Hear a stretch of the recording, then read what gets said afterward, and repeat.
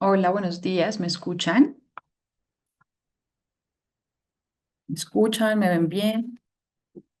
Ok. Bueno, me presento. Yo soy Carol González, soy la coordinadora del programa académico de Públicos en Desarrollo. Este programa es virtual. Voy a empezar contándoles un poco cómo llegamos a las temáticas y a las mesas en las que estamos. Este programa académico virtual se enmarca en el segundo encuentro de desarrollo de públicos para las artes en Puebla. Las temáticas principales son dos, la programación conjunta y la co-creación. A partir de estas dos líneas, nosotros generamos unas líneas temáticas con las que lanzamos una convocatoria que además de las dos que ya les dije, abarcaban la gestión cultural comunitaria y las experiencias institucionales de desarrollo de públicos. Y bueno, de esa convocatoria nos llegaron muchas ponencias. Nosotros redujimos las ponencias a 10 con la participación de 11 participantes de diferentes lugares y salieron tres mesas. Hoy es el último día de las mesas del programa académico virtual, estamos con la mesa 3 y la mesa 3, perdón, gira en torno a las prácticas culturales y programación en comunidades no institucionales. Esa va a ser la temática, entonces les doy la bienvenida a este programa académico virtual, a esta mesa que va a cerrar todo el programa y vamos a iniciar, ¿vale? Em, entonces, les voy a recordar un poco la dinámica para que todos estemos como en el mismo mood. Yo voy a ser su moderadora el día de hoy, además de ser la coordinadora, y funciona así. Vamos a tener tres o cuatro ponencias. Todas las chicas van a hacer su ponencia. Ustedes pueden interactuar por el chat perdón, esto pasa, pero ya al final vamos a abrir una ronda de preguntas donde todos podamos dialogar sobre las temáticas, preguntarle a las ponentes, dar algunos comentarios, compartir trabajos y así. Les pido por favor que dejen sus micrófonos apagados para que no interrumpamos pues las ponencias. Ahora, cada ponencia tiene una duración de 15 a 20 minutos. Yo les voy a avisar a micrófono abierto, les quedan 5 minutos, les quedan 2, por favor, voy cerrando y así. Y finalmente les recuerdo que esta llamada está siendo grabada para que nosotros la podamos compartir como en los canales de difusión del encuentro posteriormente a que este se termine. Van a estar en octubre en nuestros canales de YouTube y en nuestras redes sociales, ¿vale? Entonces, ahora sí vamos a dar inicio a la ponencia número uno de la mesa 3. Les recuerdo, la mesa 3 es de prácticas culturales y programación en comunidades no institucionalizadas. Esta primera ponencia se titula Narrativas migrantes y gestión cultural, historias de públicos entre país de origen y de destino, y la expone Jenny Rodríguez Peña. Jenny Rodríguez Peña es gestora cultural, comunicadora y editora con experiencia iberoamericana vinculada al sector de las artes y las culturas desde 2002. Investiga sobre los inmigrantes como públicos de las artes, el uso y consumo de libros y hace parte de proyectos de investigación, escritura y socialización de políticas públicas en relación con el sector audiovisual y con los derechos culturales de las primeras infancias. Es MBA en Empresas e Instituciones Culturales, máster en Estudios Artísticos, Literarios y de Cultura, tiene una beca en el Ministerio de Cultura para colombianos en proceso de formación artística y cultural en el exterior y es profesional en marketing y publicidad. Entonces nos da mucho gusto tenerte aquí con nosotras, Jenny. Te cedo la palabra para que inicies tu ponencia. Bueno, pues muchísimas gracias por la invitación. Mucho gusto, Carol, que he venido intercambiando contigo varios correos y a todo el equipo de desarrollo de públicos, pues por esta iniciativa. La verdad que me gusta mucho que haya tanta gente de joven, ¿no? Interesada en el tema de los públicos, investigando y creando nuevas iniciativas. Entonces, bueno, por mi parte, yo voy a compartir una parte de mi investigación, una investigación que desarrollé en el marco del máster en estudios artísticos, literarios y de la cultura que hice en Madrid, en España, en el año 2017-18 y que tiene varios componentes, pero hoy vamos a hablar de uno solo, ¿vale? Entonces yo les voy a compartir ese texto y bueno, al final ya luego también les mando algunos otros enlaces relacionados con los asuntos públicos que he manejado en los últimos años. Bueno, pues comienzo, como decías bien, Carol, el texto se llama Narrativas migrantes y gestión cultural, historias de públicos entre país de origen y de destino. A partir de la investigación cualitativa, inmigrantes latinoamericanos como público de las artes audiovisuales en Madrid, la transformación de la experiencia de ir a cine entre país de origen y de destino, que tuvo como objetivo promover la inclusión, la interculturalidad y la construcción de audiencias migrantes. Este ensayo presenta uno de los ámbitos de los resultados que arrojó la investigación en el campo de la comunicación y de la gestión cultural. El ámbito elegido para públicos en desarrollo propone nuevas narrativas migrantes que centra la escritura en la transformación de la experiencia de ser público de las artes entre la inmigración y la inmigración. El trabajo de campo que realicé en esta investigación incluyó conversaciones con 25 personas y entrevistas en profundidad con 10 personas migrantes de origen latinoamericano, líderes o activistas en sus comunidades latinas y que viven en Madrid. El resultado de las entrevistas a los inmigrantes se manejó de dos maneras.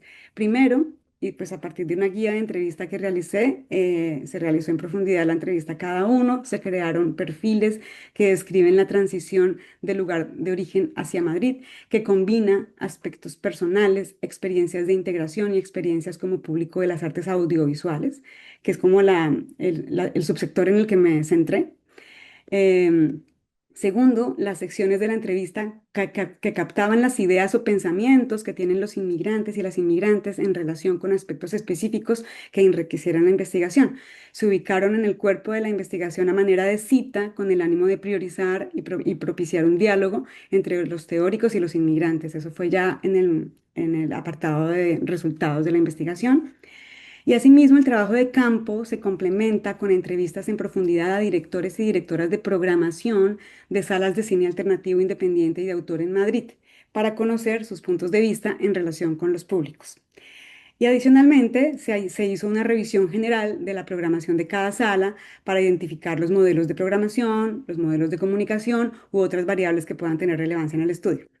Entonces, para la sesión de hoy se presenta un perfil, pues porque como solo tenemos 15 minutos, bueno, ya 13 por ahí, un perfil completo de una de las personas migrantes entrevistadas, que resume un poco lo que acabo de explicar en términos de los temas que se abordaron en la conversación y en la entrevista a profundidad. Las entrevistas y las escrituras indagan las historias de vida de las personas migrantes en diálogo con su vida cultural como público. Una experiencia que atraviesa la disposición frente a las artes, los derechos culturales y la programación cultural.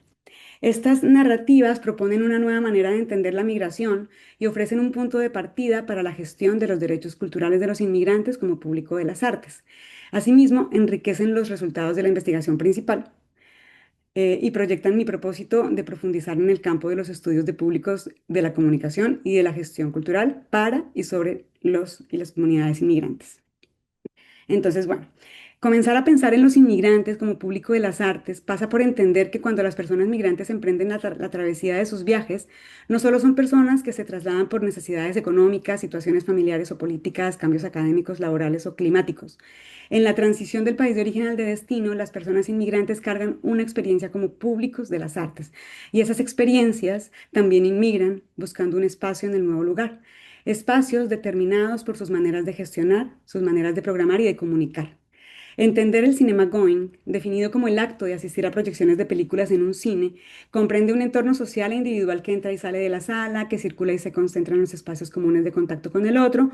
Esto motivó el objetivo de aproximarse a la experiencia audiovisual migrante y la relación con los diversos factores que la hacen o no la hacen posible.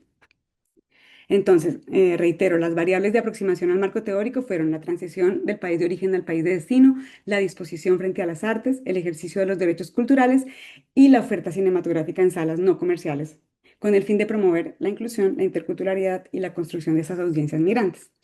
Entonces, desde las aproximaciones teóricas, rápidamente, el proyecto revisitó las políticas de inmigración en Europa y España, revisitó la comprensión del mestizaje como antecedente de la identidad migrante latinoamericana para aproximarnos al cuerpo y a la vida cotidiana del sujeto migrante, el sujeto migrante visto como lo vio y como nos lo describió Cornejo Polar. Desde ahí, desde que las personas migrantes no pueden ni dejar de ser ni dejar de estar. Y asimismo, la investigación pasa por una comprensión de los derechos culturales del inmigrante y de otras políticas que contribuyen a su disfrute, entre ellas el lugar que ocupan las instituciones culturales y su programación. Entonces, en consecuencia, el instrumento usado como guía de entrevista, pues sumó todo esto que les acabo de mencionar, motivos de inmigración, el conflicto de la integración, la disposición del individuo frente a las artes, las creencias sobre la oferta cultural y la relación con las instituciones culturales. Entonces, las tres perspectivas, yo ya les comenté que son varias, aquí solamente comparto una parte que es la que está asociada a los perfiles, a las historias de vidas, ¿vale? Entonces, vamos a comentar, a presentar la de Rafaela Pimentel Lara. Esa es la que voy a compartir. Em, Ella, dominicana, Baní, 64 años, 58 en el momento de la entrevista. Llegó en 1992 con 31 años, casada. En República Dominicana estudió hasta el bachiller y en Madrid hizo un curso de psicología terapéutica. Llegó como turista, se quedó sin papeles y ahora tiene doble nacionalidad. Es empleada de hogar, feminista y activista del colectivo Territorio Doméstico. Rafaela llegó a Madrid a buscar a su hijo de 11 años que había viajado 6 meses atrás con su papá. Se había endeudado en República Dominicana para poder hacer el viaje.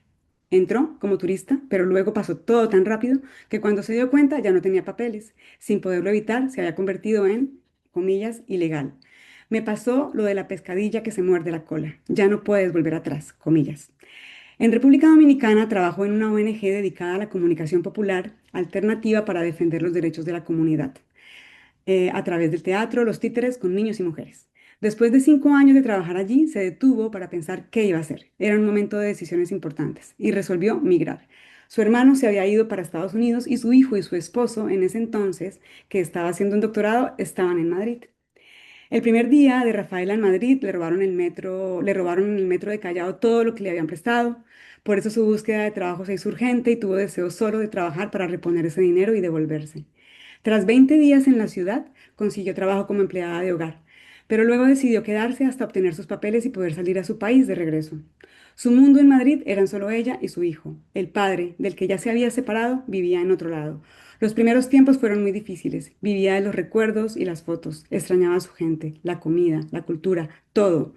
Pero su hijo le ayudó muchísimo a sentirse mejor. Comenzó viviendo en un piso compartido con otros migrantes, lo que también fue importante como su red de apoyo. Tras 5 años obtuvo sus papeles y decidió no regresar definitivamente a República Dominicana, sino solo ir de visita. Ya no considera volver. En República Dominicana, su trabajo como líder empezó cerca del año 1985, cuando ya hacía parte de un grupo de mujeres. Allí empezó a forjar sus ideas feministas y a reconocerse como lideresa. En Madrid fue hasta 3 años después de llegar, en 1995, cuando empezó a buscar grupos y comunidades. Sentía que le hacía falta el activismo, pues todo era muy monótono. Encontró un grupo feminista de mujeres autóctonas y así empezó su andadura en colectivo. Comenzó a trabajar con mujeres migrantes trabajadoras de hogar, haciendo intercambios culturales con las mujeres autóctonas, conociéndolas, haciendo aportaciones mutuas. Hacían comidas y se conocían a través de la cultura, de los alimentos, fueron hablando, escuchando. Rafaela sintió que dentro de este grupo las mujeres españolas no la miraban como una persona migrante, sino como una mujer más que estaba ahí para luchar por sus derechos como mujeres y trabajadoras. Ese grupo le dio a Rafaela el sostén y el apoyo, pues ahí sí la escuchaban. Con los años, su trabajo como activista se ha fortalecido también con actividades culturales. Han hecho actividades en el Museo Reina Sofía, proyecciones cineforos asociados al tema de mujeres, feminismo, empleo de hogar, cuidados, hacen performance, sketch de teatro y a la fecha de la entrevista estaban haciendo un cancionero y un documental sobre los 12 años del colectivo. Además, Rafaela ha participado en 4 cortometrajes y hay otro en proceso. Sobre su experiencia audiovisual en República Dominicana, Rafaela dice, yo viví el cine a través de mi padre, así como también vivió el béisbol a través de él. Observó de niña cómo su padre, un conductor de coche a quien le gustaba mucho la fotografía, iba una vez al cine a la función de la tarde-noche. Ella lo esperaba en casa y cuando él volvía cada domingo, le contaba con detalle cada película que veía. Eso creó un vínculo con su padre muy fuerte y especial. Era un momento muy cercano entre ambos. Era sagrado, cada semana, y se volvió un ritual. Cuando su padre compró la televisión, Rafaela veía con su hermana telenovelas, películas americanas de acción y el cine mexicano. Ella cree que por eso le gustan los musicales y aún le encantan las películas de época que tienen presente las canciones. De vez en cuando, recuerda, iba a las salas de cine, a la matiné, mediodía, por la tarde de un domingo o al Gallinero, la parte más barata de la sala, porque en esa época para las mujeres era muy difícil ir al cine y peor aún de noche. A Baní, su ciudad, llegaban los enlatados americanos y no supo de la existencia de las salas alternativas. Cuando ya podía ir al cine por su cuenta, recuerda ir a ver películas mexicanas, a Cantinflas, por ejemplo, y películas italianas. Eso era lo que llegaba y le gustaba. Entre tanto, intentó estudiar en la universidad, pero solo alcanzó a llegar a tercer semestre, pues su padre murió y ya tuvo que hacerse cargo de la familia. En Madrid empezó a ir al cine con su hijo. Les sorprendió la experiencia porque encontraban todas las películas dobladas, no les gustaba y les costó adaptarse. separarse. Aún así no dejaron de ir porque sentían que era lo único que podían hacer juntos. A él le gusta mucho el cine desde siempre. Cuando era pequeño le gustaban las películas de acción y luego fue ya alternando con otro tipo de cine. Al principio de su estancia en España lo hicieron con frecuencia. También era de lo que más hacía, quizá por lo que les hacía sentir que no estaban solos y que compartían algo en común. Su hijo, hoy, que tiene 37 años, se dedicó al audiovisual, es director de fotografía. Rafaela dice que hoy va mucho más al cine que en República Dominicana y que le encanta.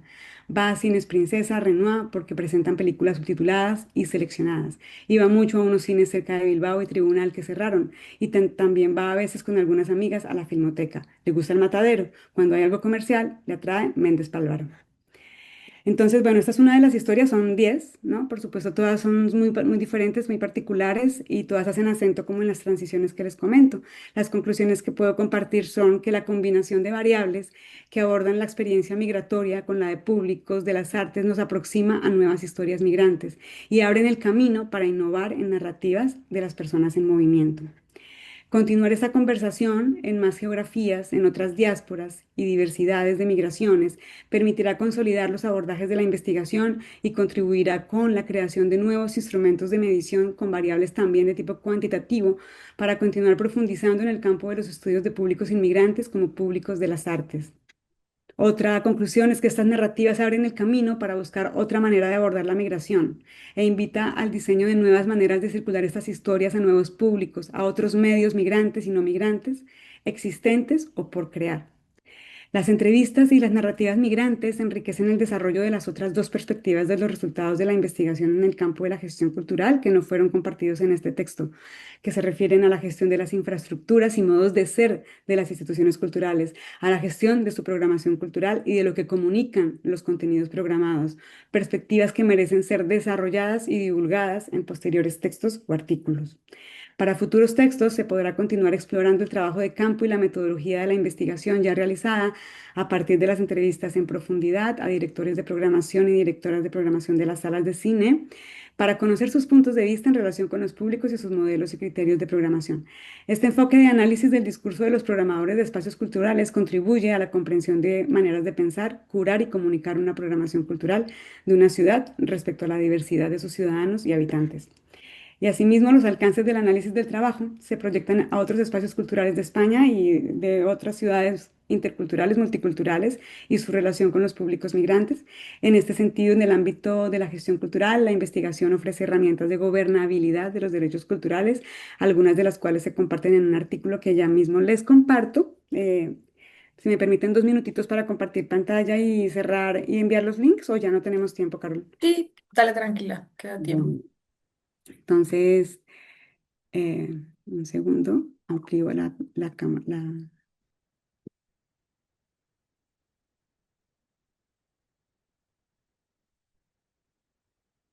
compartir, aquí está, un momento. Entonces, bueno, les voy a compartir primero eh, la,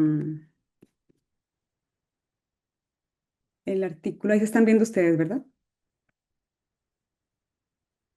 ¿Sí? ¿Me están viendo? Sí, sí, vemos tu Bien. pantalla. Este es el artículo que les voy a compartir el enlace, que es un artículo publicado en el portal de Cultura y Ciudadanía del Ministerio de las Culturas de España, ¿vale? Es un artículo que da orientaciones sobre la gobernabilidad de los derechos culturales y que aproxima resultados de la, de la investigación en relación con más espacios culturales. O sea, esto no está centrado en el cine, sino como que lo que yo hice fue adaptar los resultados de la investigación a cómo eso afecta en general al sector y a los espacios culturales de diversas expresiones artísticas, ¿vale? Entonces, por eso es muy útil, porque es en ese sentido más divulgativo. Otro contenido que les quiero compartir sería el de, espérate, ¿cómo escondo acá esto? El de, yo hago parte de la FEP, del Foro de Estudios de Públicos, el que también está Eric Flores. En este apartado pues está el perfil mío y aquí una aproximación a algunos temas relacionados con los públicos que he trabajado antes. Yo también tengo un podcast que se llama Cultura que Ladra, en donde he entrevistado a varias personas expertas en públicos en Latinoamérica y en España, y aquí en este enlace están pues detallados un poco los diferentes episodios que he hecho, ¿no? En la plataforma actual en Cultura que Ladra de Spotify está el de Ana Rosas Mantecón y el de Eloísa Pérez Santos, pero en el pasado en radio tengo otros más que pronto se van a subir a la plataforma porque son re importantes, uno con Leticia Pérez, otro con Javier Ibacache, ¿sí? Otro con la red de gestores de públicos, Cultura con Públicos en España, con Pepe Zapata de España. Fragmentos de Pública 21 sobre suelos públicos en relación con el Big Data de los públicos y la transformación digital de la experiencia de los públicos. Y ya entonces en este contexto les comparto, no sé si están viendo la página de Cultura que Ladra o se las comparto por acá, un momento. ¿Están viendo la parte de Cultura que Ladra? Sí. Ah, genial. Pues este es el feed de Cultura que Ladra en Spotify y como les comentaba, aquí está la emisión con Ana Rosas, que también se las invito muchísimo a escuchar, y aquí abajo está también la de Eloísa Pérez Santos, aquí está, la de Eloísa, que es investigación de públicos en museos. Entonces ahora les comparto por chat los diferentes enlaces pues para que puedan acceder a estos contenidos y pues muchísimas gracias por escucharme. No, muchísimas gracias a ti, Jenny. Es un gusto escucharte. Vamos a seguir con las ponencias y al final ya vamos a ir con la ronda de preguntas.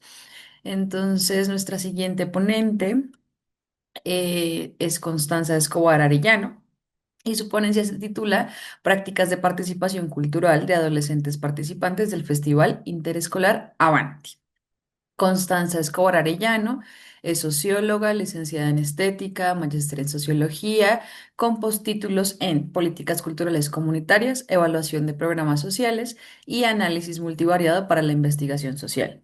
Se ha especializado en la investigación en torno a políticas públicas en cultura basadas en evidencia con amplia experiencia en evaluación de programas y políticas sociales, planificación estratégica participativa en el ámbito artístico-cultural y metodologías de investigación social aplicadas a la elaboración de estudios de carácter aplicado para entidades públicas y privadas, así como para espacios culturales. Actualmente se desempeña como coordinadora de estudios del Sistema Nacional de Bibliotecas Públicas del Servicio Nacional del Patrimonio Cultural de Chile y está terminando su tesis de doctorado intitulada Transformaciones en las prácticas culturales de adolescentes en Chile, 2017 a 2024. Entonces te cedo la palabra, Constanza, para que empieces tu ponencia. Hola, buenas tardes desde aquí en Chile a todas y todos. Para quienes estén en México, sé que es la mañana aún, como estuvimos viendo los temas de horarios. Bueno, voy a compartir la presentación. Si me confirman que se ve. Sí, en pantalla Ya, completa. ya, súper. Bueno, yo les voy a presentar algunos resultados de una investigación que es parte de mi tesis doctoral, pero en este caso está focalizada en la participación cultural de adolescentes que participan, como bien comentaba Carol en la presentación, del Festival Interescolar Avanti, que es un festival que se realiza en Chile desde hace ya 9 versiones. Lo organiza una fundación que se llama la Fundación Avanti. Y este es un festival artístico enfocado en públicos escolares, donde participan estudiantes de distintos establecimientos educativos a lo largo de todo Chile, quienes postulan las creaciones que han desarrollado en el marco escolar o en la participación de algún taller en distintas áreas, en el ámbito de teatro, artes visuales y música, y se realiza un proceso de selección por parte de la fundación y las creaciones seleccionadas se presentan en este festival que tiene una duración de aproximadamente una semana. Se realiza en centros culturales del país. Las últimas versiones se han realizado en el Centro Cultural GAM, Gabriela Mistral, que es uno de los más importantes del país, y en el Centro Cultural Seina, ambos ubicados en Santiago. Y el foco de esta iniciativa, de este festival, es potenciar la creación artística, el intercambio cultural, la formación de audiencia y el vínculo con artistas y espacios culturales para fomentar el fortalecimiento específicamente de la educación artística en el país. Entonces, la aplicación de esta investigación tuvo como inicio la tesis que yo estoy desarrollando, que se enfoca en el gran espectro de adolescentes en Chile y en este proceso de buscar establecimientos donde desarrollar el trabajo de campo. Generamos una relación muy virtuosa con la Fundación Avanti, quienes estaban interesados también en conocer y en profundizar en justamente sus públicos, quiénes son los adolescentes que participan, caracterizarlos y recabar información que les fuera relevante también para su gestión. Por una parte, para poder transmitir con datos, con evidencia, los aportes que puede tener la participación en el festival y también como un elemento como una utilización más bien práctica, contar con información, por ejemplo, para postular a fondos concursables, recibir financiamiento y de alguna manera validar ante las distintas instituciones, otras instituciones públicas, el rol que tiene la fundación y que tiene este festival. Entonces, en esta relación sinérgica, que para mí fue también una gran posibilidad de contar con participación de estudiantes que tuviesen una vinculación más activa en el ámbito cultural, desarrollamos el trabajo de campo.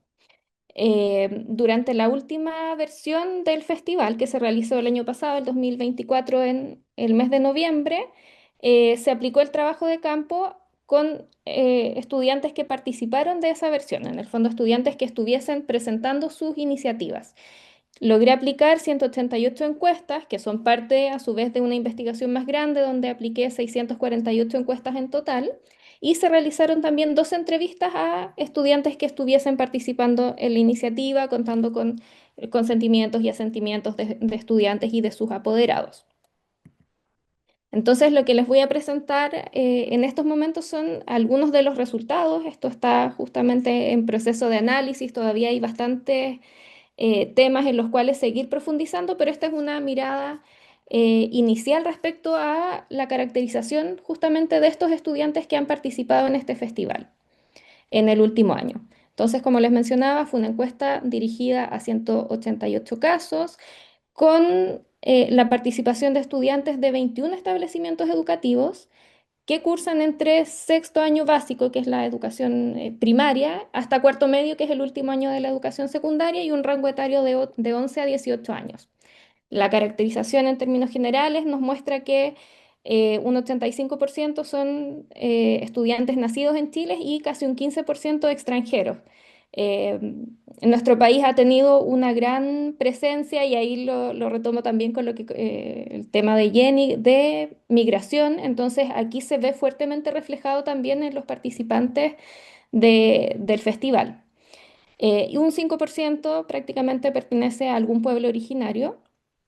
Y en cuanto a la dependencia administrativa, hay una participación bastante equitativa de establecimientos educativos municipales, que son los públicos, particulares subvencionados, particulares, y de administración delegada, que en ese caso son los establecimientos de carácter artístico que tienen la administración, o más bien el apoyo directo en el caso de Chile, del Ministerio de las Culturas, las Artes y el Patrimonio. Y la presencia, si bien es mayoritariamente de la región metropolitana, la región capital del país, también hay presencia de otras regiones: Antofagasta en el norte, Valparaíso en la zona centro y de Ñuble en la zona sur de nuestro país.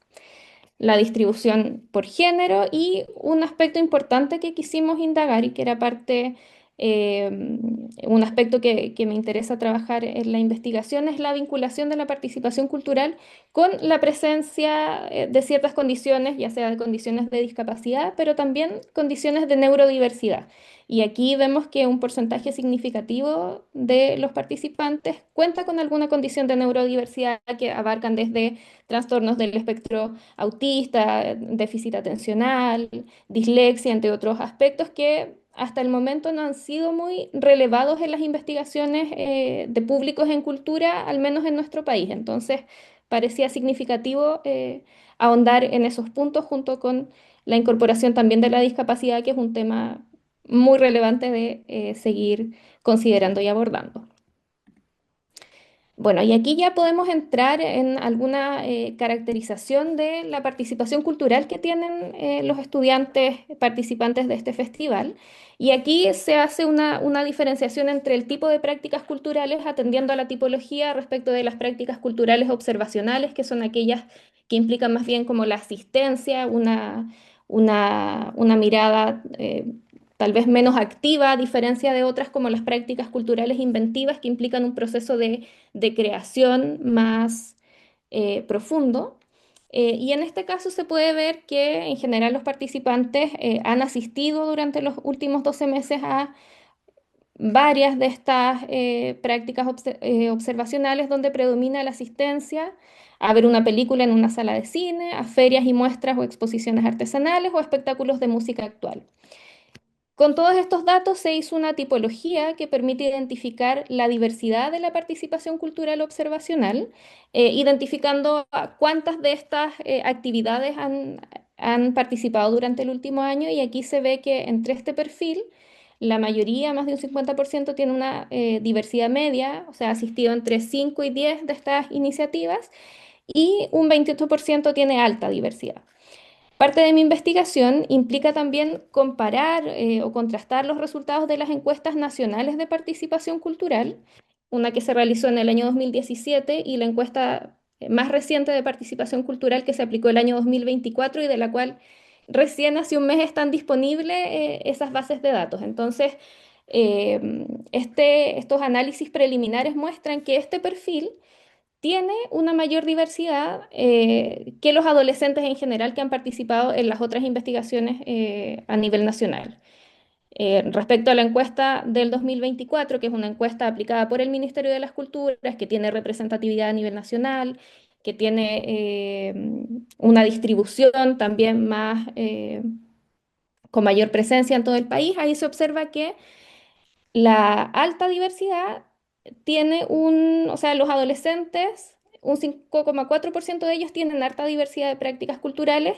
Eh, la encuesta que yo realicé con todos los estudiantes de distintos establecimientos educativos muestra que hay un 22% de alta diversidad, pero los estudiantes que participan específicamente en este festival se observa un 28%. Entonces, esto ya nos muestra que el perfil de estos estudiantes, de estos adolescentes, sí tiene una mayor vinculación con el ámbito cultural, un presupuesto que se corrobora obviamente al considerar que están presentando sus creaciones y sus obras artísticas en este festival.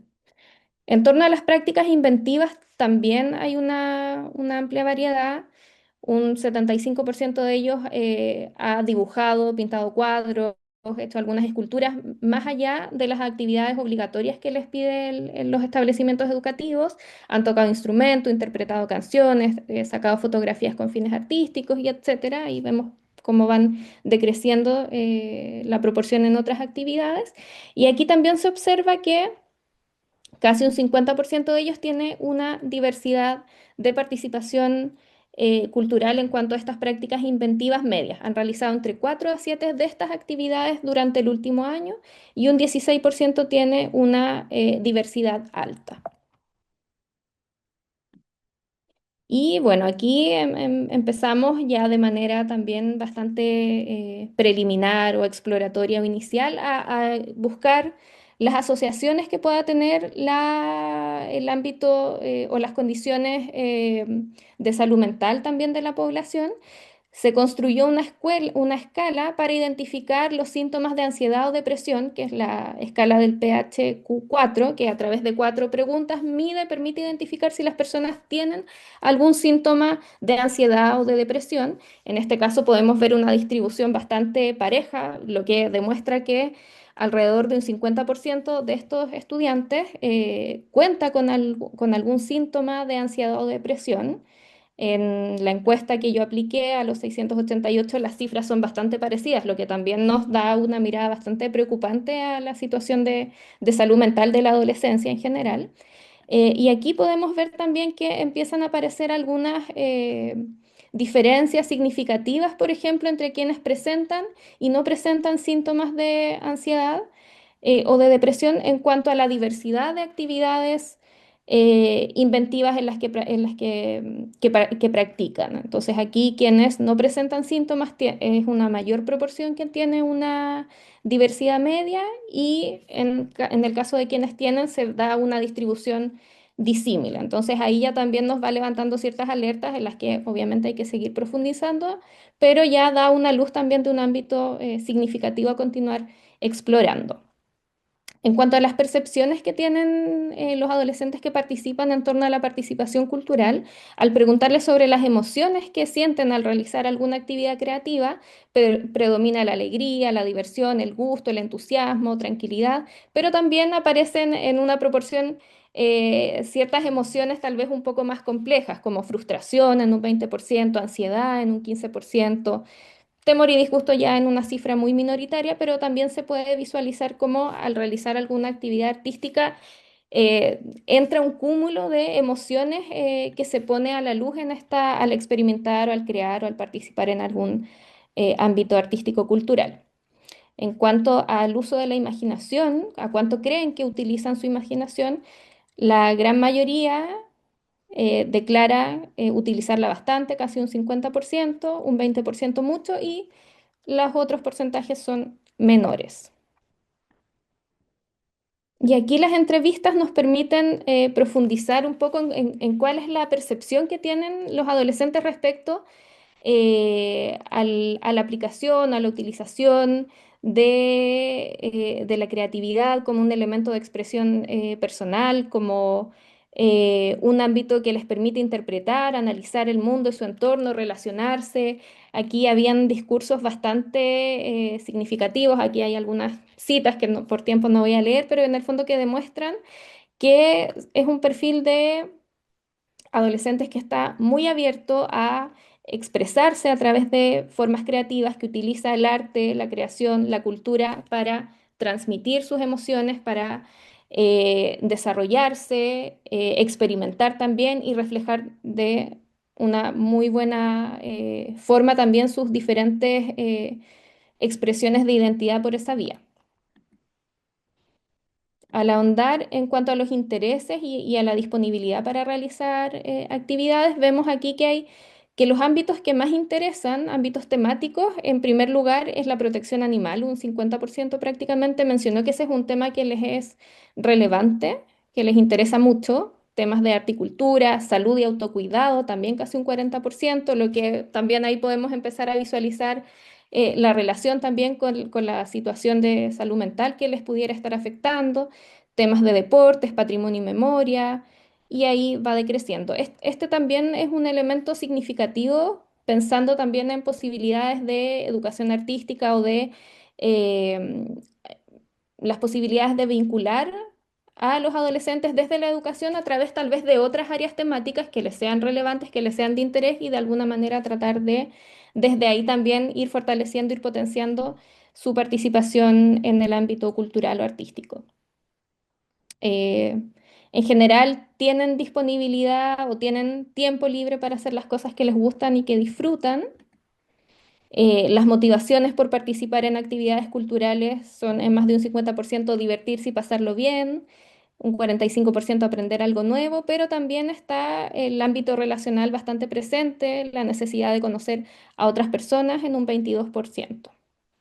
Y también es interesante conocer cuáles son las motivaciones que les hacen definir por qué asistir a alguna actividad artística o cultural. Lo principal para ellos es que les guste el tipo o área de actividad o del evento, que les inviten. Entonces ahí también da una luz para las personas adultas en el fondo sí, personas adultas pensando que puedan tener más facilidades de acompañarlos, de llevarles, de mostrarles distintas opciones, porque justamente el que sea gratis también es para ellos un tema bastante importante, sobre todo para aquellos que quieren hacerlo de manera tal vez más autónoma, pero que no tienen los recursos para acceder a ello. Y en menor medida las recomendaciones de otras personas también. Luego, Perdóname, aquí te hay, quedan 5 minutos. ya, voy a ir avanzando rapidito. Estas son las motivaciones. En general están bastante de acuerdo en que les gusta asistir a este tipo de actividades artísticas o culturales y en que utilizan pasatiempos en los que usan su imaginación. Y aquí también se abordó la vinculación con los establecimientos educativos a partir de la pregunta, ¿qué tan importante les parece que su colegio o liceo les incentive el interés artístico o cultural? Y aquí es una cifra bastante importante, casi un 65% que considera que es muy importante. Y esto también contrasta con un 78% que considera que su establecimiento educativo les interesa, les incentiva efectivamente el interés cultural o artístico. Y aquí también podemos ver una diferencia si comparamos con otros instrumentos aplicados, justamente con la encuesta que apliqué a un nivel más grande, donde en este caso se visualiza que estos estudiantes atribuyen un mayor valor a la importancia que tienen sus establecimientos educativos en esta línea. En cuanto a la formación del gusto, ¿qué tan importante crees que han sido estos espacios o personas para fomentar tus gustos e intereses? Acá es muy significativo que un 60% declaró a su familia como que han sido muy importantes, las amistades un 48,6% y tu liceo o colegio actual con un 30%. Y al profundizar en las entrevistas, esta situación toma una fuerza radical, puesto que se visualiza que en general en la mayor parte de estos casos la práctica artística, el interés creativo surge desde las primeras etapas de su vida, siendo muy pequeñitos y ahí emergen recuerdos de haber estado en el preescolar y tener una experiencia significativa que los vinculó y ahí el rol de la familia, tanto como sus agentes promotores, como los referentes y esencialmente como apoyo para poder seguir trabajando esta y desarrollando y explorando en el ámbito artístico y cultural es muy, muy relevante. Y finalmente, y esta sí, ya es la última para estar ahí con el tiempo, ¿cómo ha sido su experiencia de participar en este festival? Aquí en todos los casos entrevistados y a partir de la encuesta también hay una valoración muy positiva a poder participar en esta experiencia artística por una parte, desde su establecimiento, el haber sido seleccionados, el presentar en escenarios grandes, en centros culturales de tal renombre en el país, es una experiencia muy significativa a nivel personal, a nivel creativo también. Les permite ver las presentaciones de sus colegas, estudiantes, artistas, entonces valoran también, lo perciben como una experiencia única, sienten también la admiración, el orgullo y la felicidad por una parte de ver su trabajo, de reconocer todo lo que han logrado, lo que ha sido posible, pero también es muy significativo cómo valoran el trabajo de los otros, de las otras compañías de teatros que se presentan, de los otros grupos musicales, y es porque fundamentalmente conocen el esfuerzo, todo lo que a ellos les ha significado llegar hasta ahí y reconocen también el de los demás. Entonces se ve un espejo que es bastante interesante. Eso como los principales resultados y que como les digo, son bastante preliminares aún, pero creo que abren también un espacio, una posibilidad de seguir explorando, de seguir analizando. eh, y para el caso de la Fundación Avanti también les entrega una herramienta fundamental, no únicamente de conocimiento, sino también y esencialmente de gestión, de cómo continuar relacionándose con este público adolescente, cómo continuar potenciando sus actividades y cómo seguir fortaleciendo también el trabajo en esa línea. Así que muchas gracias, espero no haberme pasado tanto del tiempo. No, estás justo a tiempo. Te agradezco mucho. Estoy guardando todos mis comentarios para el final, pero felicidades a las dos. Vamos a continuar con María Ríos, que ya nos acompaña. Entonces vamos a seguir el programa. María Ríos, denme un segundito, nos presenta una ponencia titulada Aprendizajes desde museos y plataformas culturales en Lima, Perú. Ella, que nace en Iquitos en el 94, es gestora cultural con experiencia en museos, galerías y proyectos de difusión artística. Su trayectoria incluye el Museo de Arte Contemporáneo de Lima, el Museo Larco y la Galería Crisis, donde ha desarrollado labores vinculadas a la coordinación de exposiciones, mediación con públicos y gestión cultural. Su formación en hotelería y comunicación le permite abordar el ámbito cultural con una mirada interdisciplinaria, orientada tanto a la gestión operativa como a la atención de visitantes y comunidades. Sus áreas de interés incluyen el desarrollo de públicos, identidad y territorio, con énfasis en el contexto peruano y latinoamericano. Entonces, te cedo la palabra, María, para tu ponencia. Hola, ¿qué tal? Gracias. A ver un ratito.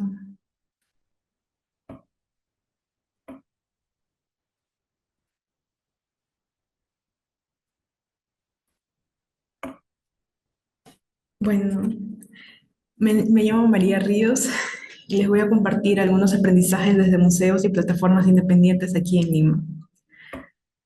Bueno, tal como me presentó, soy gestora cultural, comunicadora peruana, pero mi formación fue hotelera, pero mi camino hacia el arte comenzó trabajando como recepcionista aquí en el Museo de Arte Contemporáneo, que es el único museo contemporáneo de acá del Perú. Y, y bueno, cuando yo empecé a trabajar, estaba esta exposición. Nosotros estamos aquí de un artista peruano llamado Alberto Casari, y así como ven en la imagen que está adjunta, fue un poco difícil llegar, que los visitantes puedan entender. Yo ahorita lo que les voy a comentar es un poco de acerca de mi experiencia, no tanto como mis otras compañeras compartieron. Entonces yo recuerdo haber ido a la sala y leer el texto, mirar las obras y no entender de qué se trataba. Entonces yo me empecé a sugestionar de que así como yo no entendía, había otros participantes que tampoco entendían, porque cuando yo empecé a trabajar en el museo era una recepcionista.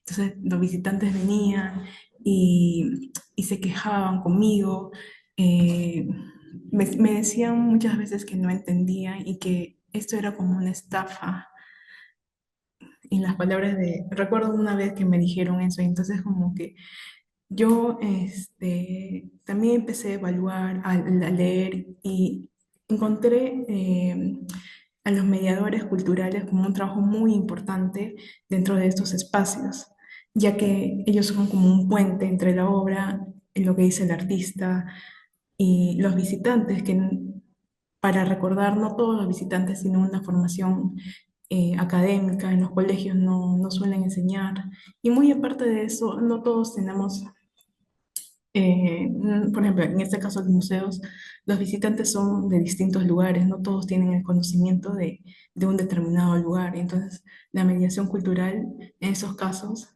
y especialmente en el arte contemporáneo, es muy importante, ya que desde aquí también parte el que los visitantes puedan seguir continuando visitando estos lugares, y ahí parte también la formación de público, en especial para que estos lugares no sean tanto como un lugar en que el público se sienta muy retraído, que desconoce, y para qué ir si no entienden. Y bueno, luego pasé a trabajar en el Museo Larco, que ese museo es completamente diferente del Museo de Arte Contemporáneo. Aquí la estructura de la mediación era muchísimo mejor.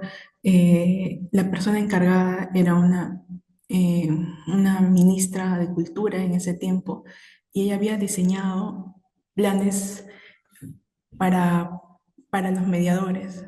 Y aquí los mediadores, como comenté, tenían un plan súper increíble, que la mayoría de los visitantes tenían que pasar por ello para que puedan entender. Entonces, aquí está muy bien consolidado en la parte de educación.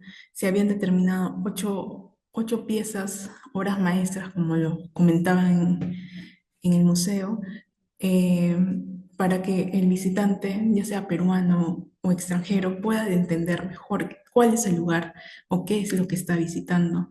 Y en la parte de mediación, eh, aquí los chicos tenían diferentes disciplinas, estudios. Algunos eran historiadores del arte, arqueólogos y sociólogos. O sea, eran diferentes miradas para poder compartir a la hora de la mediación con los visitantes, porque en una mediación no solamente es ir y hablar, sino es tener una conversación, que esa persona como mediador comparta los conocimientos que tiene con ese visitante y que ese también pueda decir qué es lo que piensa, cómo se da en su país, en su cultura. Es eso, generar un diálogo, porque así también se abren nuevos conocimientos por parte del mediador.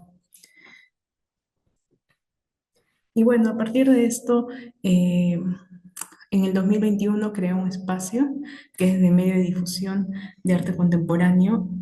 Aquí también fue todo a partir de la práctica.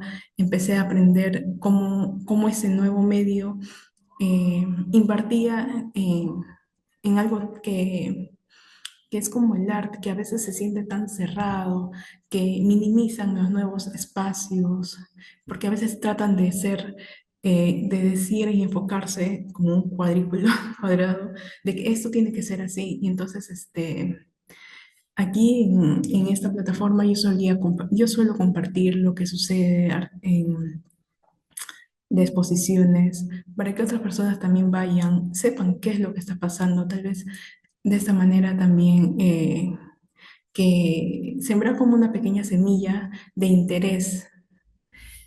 Y bueno, lo que puedo rescatar de aquí es que sí, yo siento que ahora el mundo está como que un mundo digital y un mundo físico. En el mundo digital recuerdo que yo compartía eventos donde los likes no se convertían en número de visitantes. Por ejemplo, en una feria había como que varios comentarios, varios likes, y todos pensábamos que sí, en el lugar va a haber personas, pero en la realidad era completamente diferente. No se daba lo que se mostraba en internet, a veces como que todo se quedaba en likes o en comentarios o en compartidos. Y entonces eso también como que abre paso a otro diálogo que es que se lleva a cabo para que una persona no pueda asistir a estos espacios. Y es por eso que yo empecé a realizar más actividades vívidas, como para poder comprender, escuchar a las personas, eh, qué es lo que sucede. Porque en esto lo que hago, que es difusión, no todas las personas son artistas, hay otras personas que han sido estudiantes y la han dejado la carrera, otros que son aficionados, otros que solamente van por entretenimiento. Entonces, como que pude comprender que hay barreras logísticas, económicas, simbólicas, emocionales que influyen en una participación. Y bueno, a partir de todo eso empecé a crear nuevos programas, por así decirlo. Por ejemplo, la visita de talleres. Aquí en Lima hay dos distritos que son usualmente muy espacios donde se realiza mucha concentración de actividades culturales, artísticas, que son Barranco y Miraflores. Entonces, empecé a a descentralizar estas actividades, a ir a nuevos espacios que no tengan que ver con Barranco o Miraflores. Y, y también empecé a organizar exposiciones, no con artistas que son renombrados, sino más jóvenes. Y entonces cada actividad que realizaba atraía a un público diferente. Por ejemplo, en esta que dice inauguraciones, era un público un público muy joven que no se había visto en la galería, en ese espacio independiente que se llama Cumen. Eran más que todo adolescentes, y para nosotros fue increíble ver un nuevo público que se está interesando. Y más que todo, lo que decía, perdón, lo que digo, lo de interés, no es porque esas personas se sienten alejadas, sino porque tienen otras formas de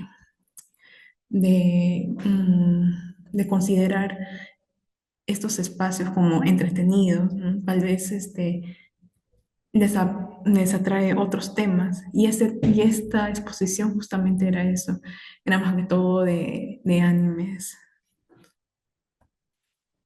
Y bueno, entonces así fui realizando nuevas actividades, centralizando el arte, por así decirlo. Más que todo, mi enfoque es que las personas puedan tener un diálogo cuando se da esto, no solamente quedarse con lo que una persona dice, tal vez un artista, un mediador, sino que ellos puedan decir, esto también me pasa, porque es importante compartir nuevas experiencias, nuevas conversaciones, intercambiar ideas. Y bueno, lo que podría destacar de todo esto, lo que he estado haciendo es acerca de la mediación, que la mediación es esencial, que el arte no basta por sí mismo para generar una conexión. La mediación cultural bien formada crea puentes críticos y emocionales que permiten a los públicos sentirse parte de la experiencia, después de que el desarrollo de públicos va más allá del alcance. Esto hablando un poco de estos nuevos medios que son el Instagram, el TikTok, hasta los medios de streams. No se trata solo de atraer números o generar likes, sino de comprender y derribar estas barreras logísticas, económicas, simbólicas, emocionales que limitan la participación. Tal vez aquí también se tiene que desarrollar nuevos puentes que son entre comunidades, hasta hablar con, por ejemplo, con las municipalidades, gobernantes, que puedan solventar, ayudar para que se pueda lograr una mejor conexión. Y bueno, los públicos se construyen en diálogo. El vínculo real con el arte surge de respeto, la escucha y la creación de experiencias significativas que descentralicen y representen a más personas y comunidades. Y eso es todo. Gracias. Muchas gracias, María. Muchas gracias. Vamos a continuar y vamos a ir con nuestra última ponencia del día de hoy, que se titula Entre Lectoras, Programación Colaborativa del primer encuentro de círculos de lectura de mujeres en Guadalajara. Esta ponencia está a cargo de Paulina Guadalupe Soto Magallanes, que es maestrante en Gestión y Desarrollo Cultural por la Universidad de Guadalajara, con su tesis sobre círculos de lectura de mujeres que leen a escritores.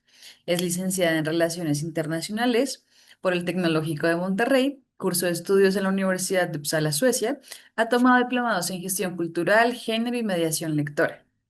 De 2015 a 2023 trabajó en la Dirección de Cultura de Guadalajara y el Museo Cabañas. Actualmente es Project Manager y asistente de investigación en AV Cultural Drivers.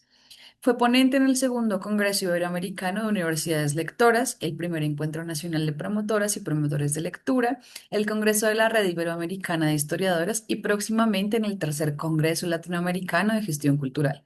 Ha publicado en la revista Horizontes de la Gestión Cultural, fundó el Círculo de Lectura Feminam, Lectio y el proyecto Entre Lectoras y coordinó el fanzine colectivo Nosotras. Entonces, qué gusto que estés acá, Pau. Te cedo la palabra para que nos compartas tu proyecto. Muchas gracias, Carol, por la invitación. A ver, voy a compartir pantalla. Ustedes me dicen si se ve. ¿Sí se ve? Sí. Bueno, pues muchas gracias por estar aquí. Muchas gracias a Carol, Eric, Moni y a todo el equipo de Públicos en Desarrollo por la invitación. Y pues yo les voy a platicar acerca del proyecto de Entre Lectoras. Entre Lectoras nace de una investigación de tesis de la maestría en Gestión y Desarrollo que por una parte está la parte de investigación, en donde se hace el marco teórico, toda la propuesta metodológica, y una parte fundamental de hacer de la gestión cultural es generar un producto cultural. En este caso, el producto cultural, pues fue este encuentro de círculos de lectura de mujeres que leen a escritoras, que sucedió el año pasado, en el 17 y 18 de octubre, en Impronta, Casa Editora, que es un espacio súper bonito que es librería, es una editorial, es imprenta, es también una cafetería que se llama Impronta, aquí en Guadalajara, en México. Y digamos que parte de la investigación primero fue identificar círculos de lectura de mujeres que leen a escritoras. ¿Por qué? Porque yo tengo uno, que ya lo comentó Carol, que es virtual, lo inicié en la pandemia y le abrí un Instagram y a partir de ahí empecé a ver muchísimos círculos de lectura de mujeres que leen a escritoras, no nada más en Guadalajara, no nada más en México, sino a nivel hasta regional, inclusive en Colombia, en Chile hay varios, en Argentina también.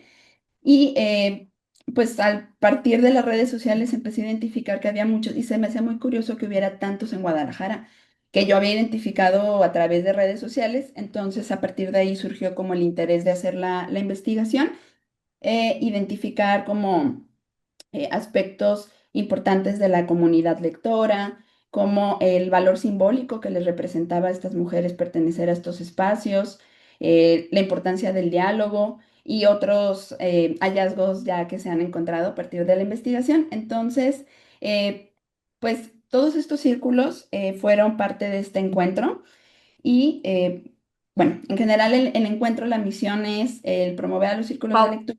perdóname que te interrumpa, es que estamos viendo tu pantalla, pero también estamos, o sea, estamos viendo no a pantalla completa, sino como chiquita y no alcanzo a leer todo. Ah, Entonces, no sé si perdón. puedes ponerlo como en pantalla completa. Me lo intento. Una disculpa. A ver. No pasa nada. Mm, ¿Cómo le haré? Ya está. ¿Ya? Sí. ¿Sí? Ah, ok. Vale, Y una disculpa. perdóname, síguele. Bueno, este es el diseño que se hizo de la invitación del encuentro. Lo hizo una ilustradora tapatía. Y abajo pues ya se ven los logos de todos los círculos de lectura que ahorita también lo compartiré. Y bueno, como parte de del interés del encuentro es, pues, la misión es promover estos círculos de lectura como espacios que fortalecen la creación de comunidad entre las mujeres lectoras y que visibilizan la literatura creada por escritoras. La visión es consolidar este encuentro como una actividad replicable e itinerante en otras ciudades de México. El objetivo es el crear un encuentro de círculos de lectura para crear o gestar estas comunidades y empatía entre las lectoras, reivindicar la obra de las escritoras y visibilizar el papel histórico de las mujeres, no nada más como escritoras en la literatura, sino también como lectoras, que es como lo importante de mi proyecto de investigación. Y bueno, ahí se ve la programación de estos 2 días. Para mí lo más importante era que cada uno de estos círculos lo sintieran como propio. Entonces la invitación fue, yo les dije, tengo este espacio de tal a tal hora, o sea, les di como las opciones. Me gustaría que ustedes propusieran alguna actividad, que sean actividades que ya hagan, o sea, en sus círculos de lectura o alguna nueva propuesta. Y se les pagó por material, se les pagó también por honorarios, se les dio el espacio para que lo pudieran hacer. Y todas estas fueron las actividades que se hicieron por día. Ahorita voy a desmenuzar cada una.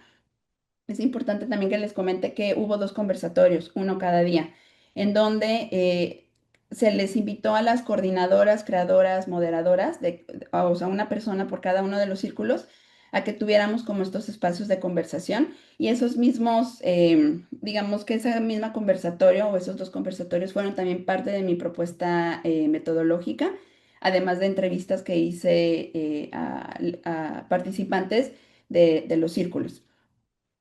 Además, también de los 8 círculos de lectura, tuvimos como conferencia inaugural una asociación que se llama Libros Bifortipos, que está aquí en México. Ellas estuvieron de manera digital, fue la única actividad como virtual, perdón, todo lo demás fue presencial.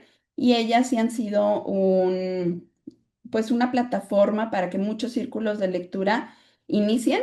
Han sido inspiración también, inclusive ya tienen un libro y también pues ya transicionaron a ser hasta una asociación civil.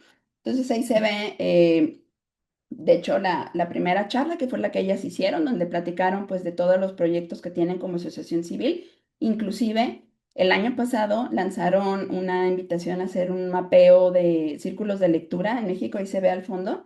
Y fue muy interesante porque muchos de los círculos que yo ya había identificado, tanto por la tesis o a través de redes sociales, no nada más de Guadalajara, sino de otros lugares de México, pues estaban ahí. Porque ahí más bien era quien quisiera estar en el mapa, pues registraba su espacio.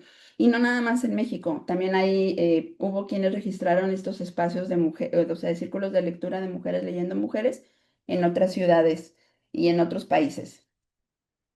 Durante el primer día tuvimos un trueque de libros donde se les invitaba a las participantes a que llevaran algún libro, le escribían una nota a la siguiente lectora y que fuera como un intercambio, más bien un trueque. Esta actividad estuvo moderada o estuvo como coordinada por Morras Leen Morras, que es un círculo de lectura, y fue tanto el gusto de esta actividad que se repitió al día siguiente, pero iniciamos realmente todas las actividades con esta eh, actividad que fue de bordado, donde lo coordinó se llama Colectiva Perlita, y era extraer frases de la escritora Clarice Lispector, y era abordar, y era estar ahí un espacio pues de diálogo, de convivencia entre quienes estuvieron.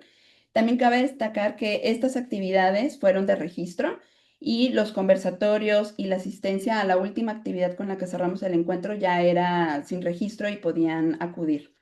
Entonces, esto era pues para tener el material necesario, para tener como el control del espacio también. Y la siguiente actividad, que es la primera imagen, la coordinó Club Rosa Azul, que es otro círculo de lectura aquí en Guadalajara, y la propuesta que ellas hicieron fue de leer fragmentos, extractos de cartas de escritoras a una amiga. Que las chicas los identificaron a través de algún libro narrativo o quizás algún tipo de libro de biografía, y estuvieron leyéndolos, dialogando sobre la importancia de las redes entre mujeres, las amigas, y posteriormente se les invitó a las participantes a que escribieran una carta para alguna amiga. Y ese día cerramos con el primer conversatorio que fue sobre la importancia de los espacios, las comunidades entre mujeres.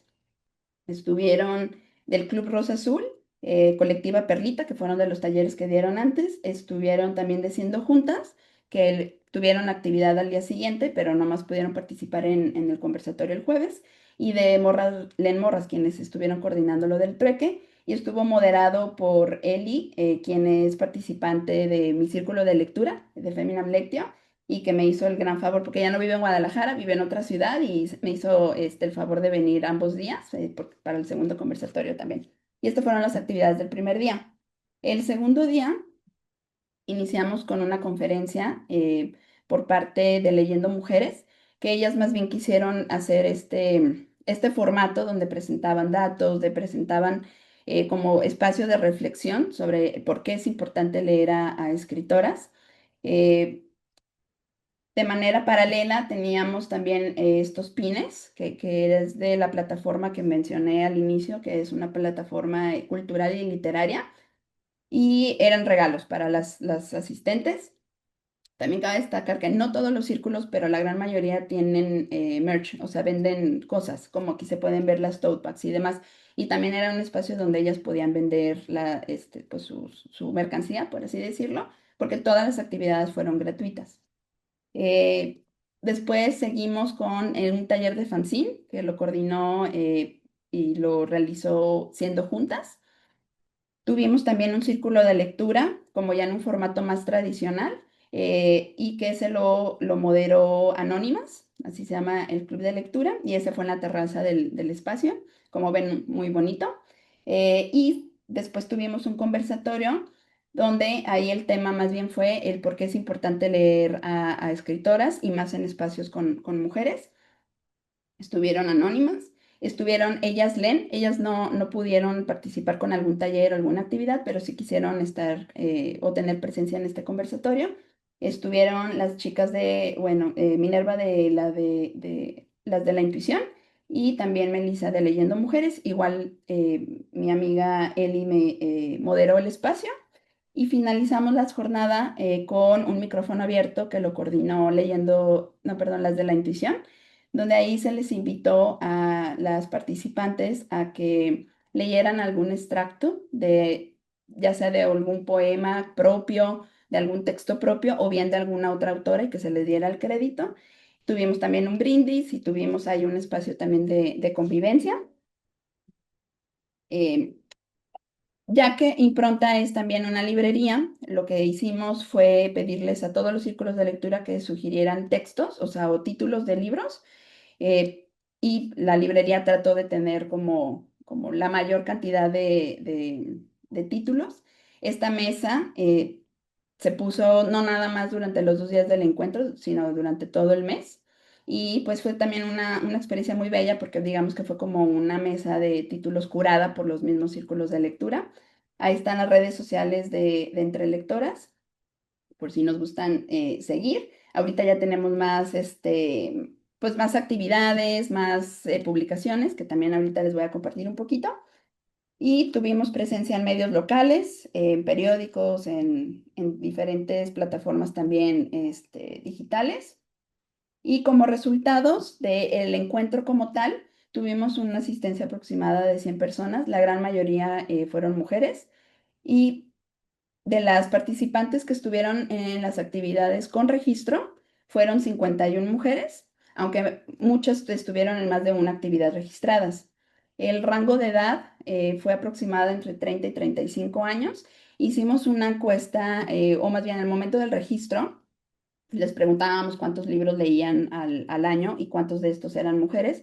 Y los resultados fueron que aproximadamente leen 15 libros al año, o fue lo que manifestaron.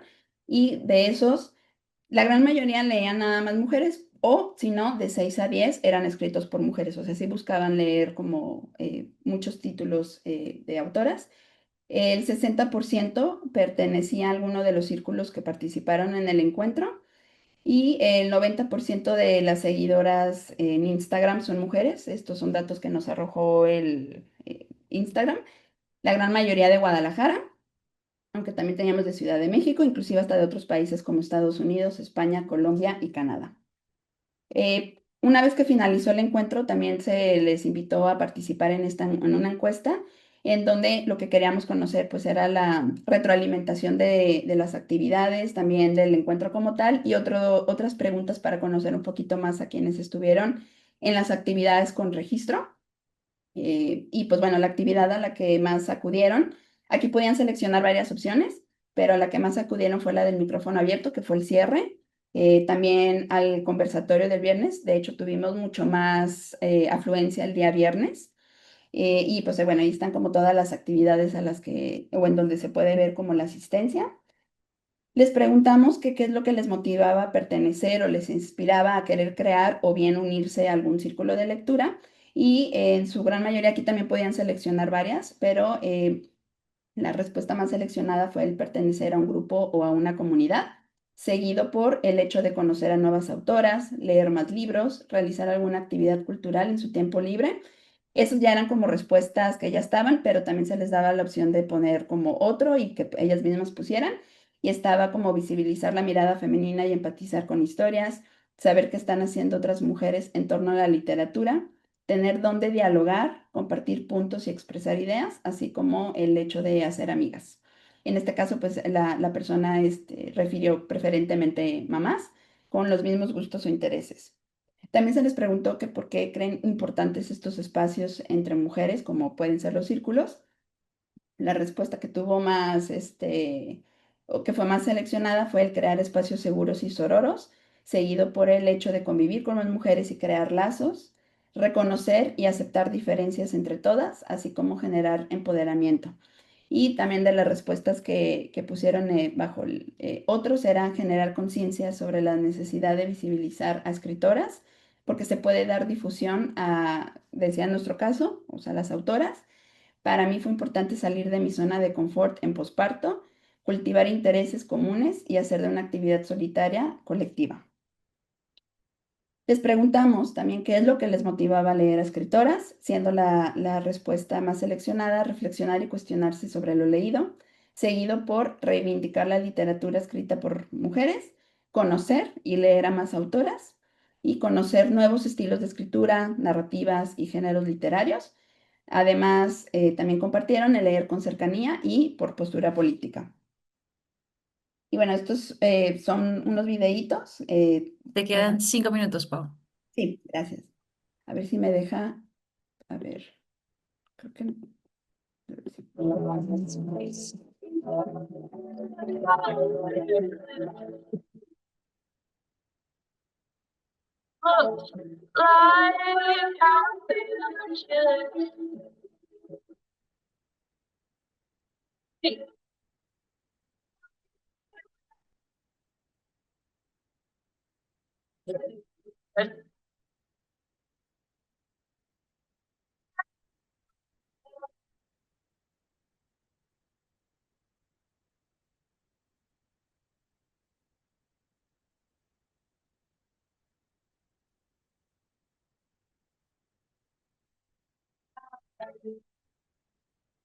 Y esto fue del viernes.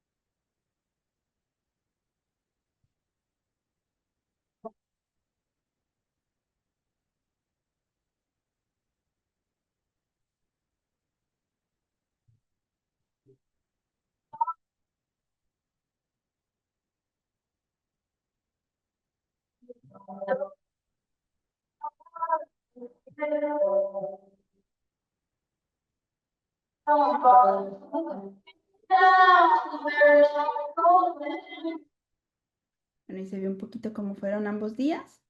Y bueno, ya en forma de conclusión, pues entre lectoras inició como esto, como un encuentro. Sin embargo, ya posterior que pasó y que también empecé a ver como nuevas maneras de poder como vincular y articular como proyectos de promoción de la lectura, multidisciplinarios, ¿no? Como vimos en las diferentes actividades de gestión cultural y con perspectiva de género, se pensó que entre lectoras también ya sea una plataforma de difusión.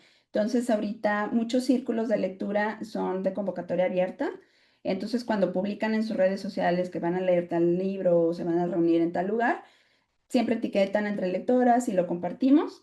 Y pues hemos buscado también hacer como diferentes actividades. Uno de ellos lo tengo aquí, que fue un fanzine que hicimos en marzo del año pasado, gracias a la Dirección de Cultura de Guadalajara, en donde se les invitó a los mismos círculos de lectura, más uno que también ya identifiqué, que se fue creado en noviembre del año pasado, a que reflexionaran sobre la palabra nosotras y que ya fuera en texto o fuera en dibujo también lo representaran. Entonces aquí se ven como diferentes, cada uno de un círculo de lectura y este pues es ejemplar gratuito.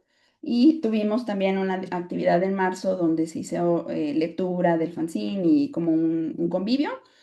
Aquí se ven algunas fotos de las chicas que me ayudaron como staff, que la gran mayoría están en el círculo de lectura que yo tengo, que aunque es virtual, pues muchas están en Guadalajara, además de algunas amigas y compañeras también de la maestría. Y ahí se ve lo que les dimos a las participantes, que era una postal con imagen, calcamonías y un separador. Y digo, en forma de conclusión, como muy general, es que los círculos de lectura son vistos como espacios comunitarios, como espacios de diálogo, espacios seguros, de resistencia y de reivindicación. Eso es como a manera como muy general. Ahí están las redes sociales donde nos pueden seguir.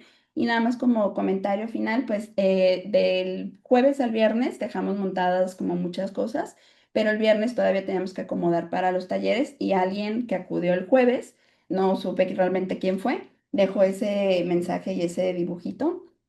Entonces también me significó mucho, de hecho ya lo tengo enmarcado y todo. Y pues bueno, muchísimas gracias por escuchar. Muchas gracias. Voy a abrir entonces el espacio para que podamos hacernos preguntas entre todas, comentarios. Si quieren decir algo, porfa, levanten la mano para que pueda yo como organizarlas un poco más. Déjenme llegar al chat.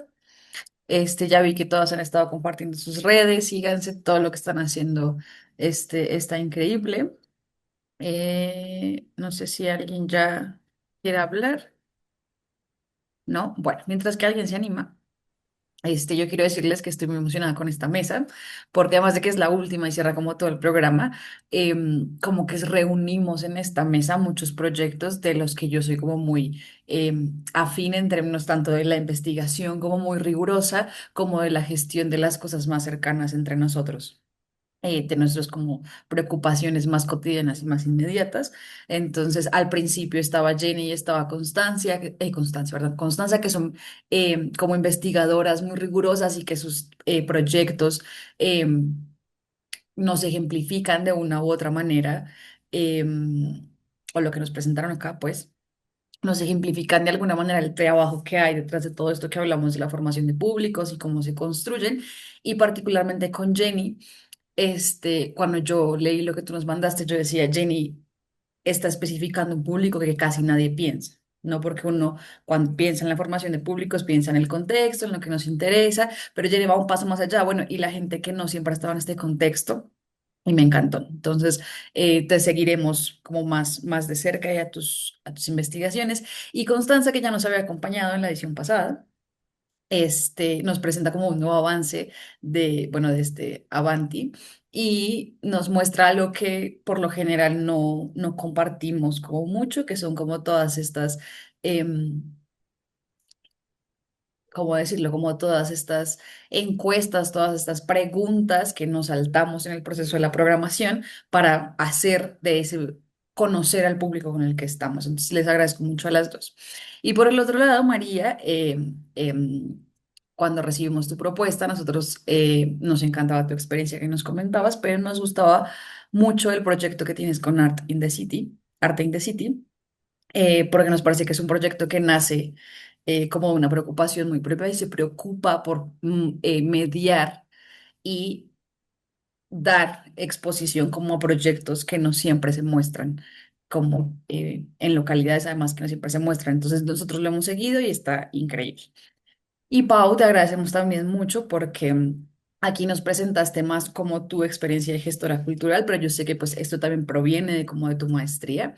Entonces hablaré de lo que nos presentaste acá, que es como tu proyecto de entre lectoras, que a mí se me hace maravilloso y que siempre estuve muy triste que no pudiéramos ir, porque reuniste a un montón de mujeres a hablar sobre textos de mujeres y a ser amiguitas y a conectarse entre todas. Y eso se trata un poco como la formación de públicos, de generar comunidades que entre sí compartan los modos de existencia y los modos de vida. Entonces, les agradezco mucho a todas. Y espero como que vamos en contacto. Cuénteme si alguien de los asistentes virtuales o ustedes mismas ponentes quieren como decir algo o preguntarle algo a alguien, ¿va? Bueno, yo también quería agradecer y, y quizá comentar algo, a menos que alguien tenga levantada la mano, perdón porque no levanté la mano. ¿Está bien?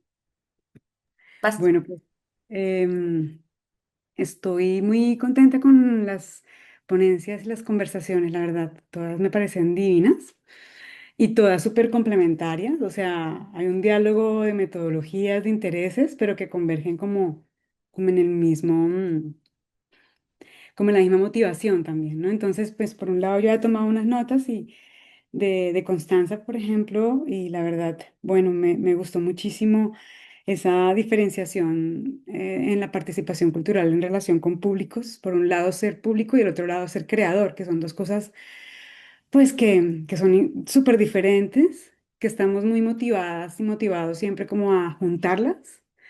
Y para bien, pienso yo, pero también como yo a veces lo cuestiono en términos de que no siempre la gente que quiere participar como público le interesa hacer arte, crear, producir, dibujar, escribir, o sea, no necesariamente. No significa eso que, por supuesto, no busquemos más creadoras y creadores en nuestros mundos, pero a veces me inquieta esa necesidad de que los públicos sean una estrategia para formar artistas. Es una perspectiva mía, ¿no? Y en ese contexto me inquietan también las metodologías de co-creación, coproducción, coprogramación, porque pueden llegar a transitar en lugares que yo a veces no tengo muy claro si son necesarios, ¿cierto?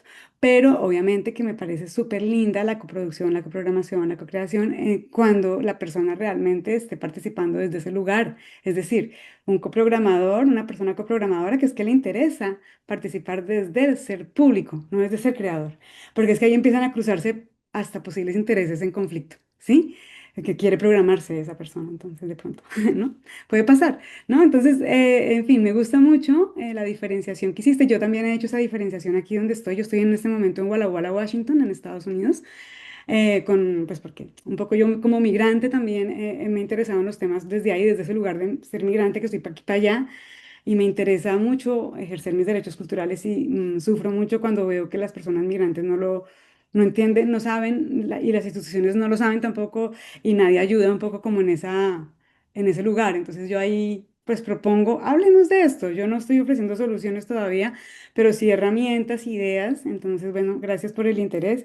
Pero bueno, Constanza, continúo. Me gustó mucho también el tema de medir la ansiedad y la depresión en los públicos. La verdad que brutal porque, bueno, me gustaría saber por qué llegaste a identificar esa variable, porque pues, bueno, yo me imagino que pues porque ya en este mundo en el que estamos necesitamos entender ese lugar en todos los seres humanos, pero cómo llegó a tu investigación.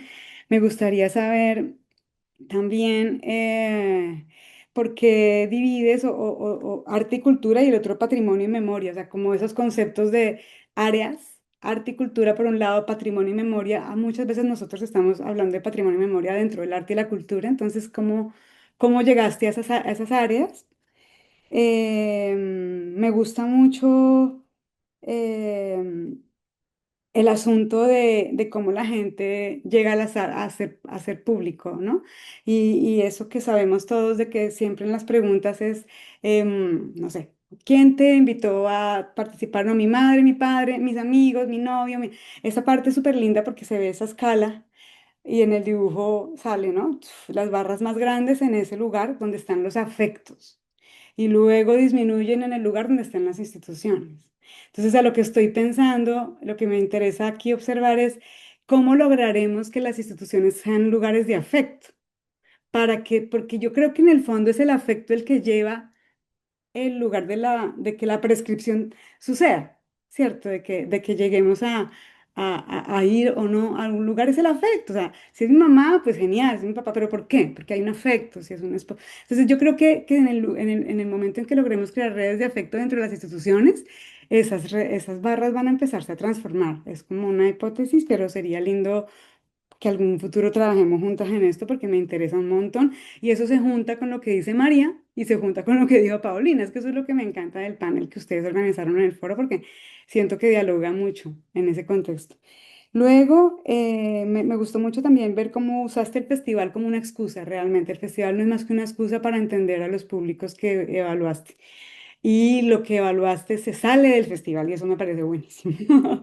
Entonces, sí, porque estaba buscando, en el fondo, a mí lo que me preocupa también de los festivales, los encuentros, es ese asunto coyuntural, 2, 3 días, pasa de todo, la feria del libro, Hey Festival, ¿y luego qué? Lo que importan son esos lugares permanentes, esos lugares también de continuación de esas prácticas culturales que luego se desbordan en los festivales, pero que sigan sucediendo el resto del año, ¿no? Y bueno, con María, pues maravilloso, muchísimo me encantó tu experiencia con el tema de ese lugar de ser recepcionista y luego compartir y crear y desde ahí, desde el lugar propio, crear tu propia estrategia. La verdad, felicitaciones, me gustó muchísimo. Las barreras emocionales que mencionaste, que afectan a la participación, buenísimo. No te tengo así como preguntas, pero solo una celebración de lo que haces. Y pues con Paulina, pues también muy bonito entender cómo mezclaste investigación, programación y formación de públicos en un mismo proyecto. Eso me parece súper lindo porque estabas creando públicos mientras estabas investigando y estudiando y sacando datos, eso, un hit. Entonces, pues nada, gracias. No, a ti. ¿Alguien más quisiera decir algo? ¿Alguno de los asistentes? Carla Herrera dejó un mensajito en el chat, se los voy a leer. Este, pensar en mejorar la experiencia de los distintos públicos ayuda a diseñar experiencias relevantes, conectando los contenidos de los espacios con su vida cotidiana y sus experiencias previas. Gracias por todas las ponencias, también les agradecemos. Verónica nos dice qué proyectos tan extraordinarios, concuerdo. Muchas gracias por compartirlos. Quisiera saber si alguna nos podría compartir alguno de los retos más complicados a los que se han enfrentado en sus procesos.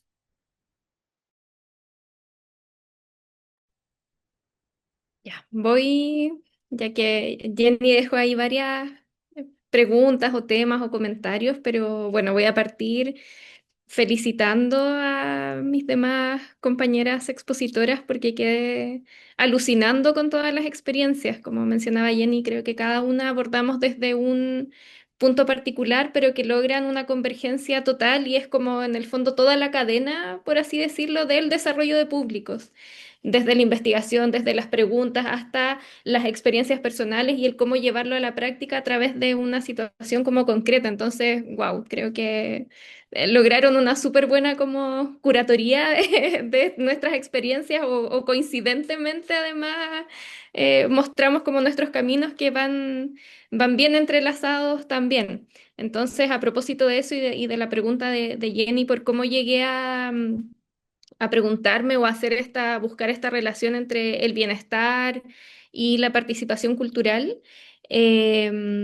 Bueno, justamente nació como a partir de tópicos emergentes que han ido saliendo como mi tema es más bien la participación cultural y he ido focalizándome y en esta tesis, en mi investigación de doctorado, en la adolescencia, las y los adolescentes.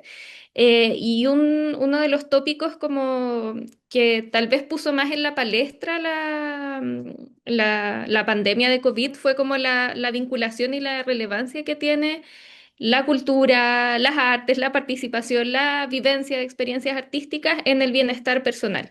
Entonces me quedó como dando vuelta ese tema que ya se había empezado a levantar de manera como inicial en algunos lados y dado que estaba investigando a las adolescencias y que a partir de varios datos de caracterización nos muestran que la adolescencia y las consecuencias también de la pandemia afectó muy fuertemente a este segmento. Son chicos, chicas de entre 15 y 18 años que les tocó la pandemia, el cierre de los colegios hace unos 5 años, en una edad como bien compleja. Entonces, esa situación me llevó a pensar de qué manera les podría haber afectado y de qué manera también el arte y la cultura pudiese tener alguna relación con ello.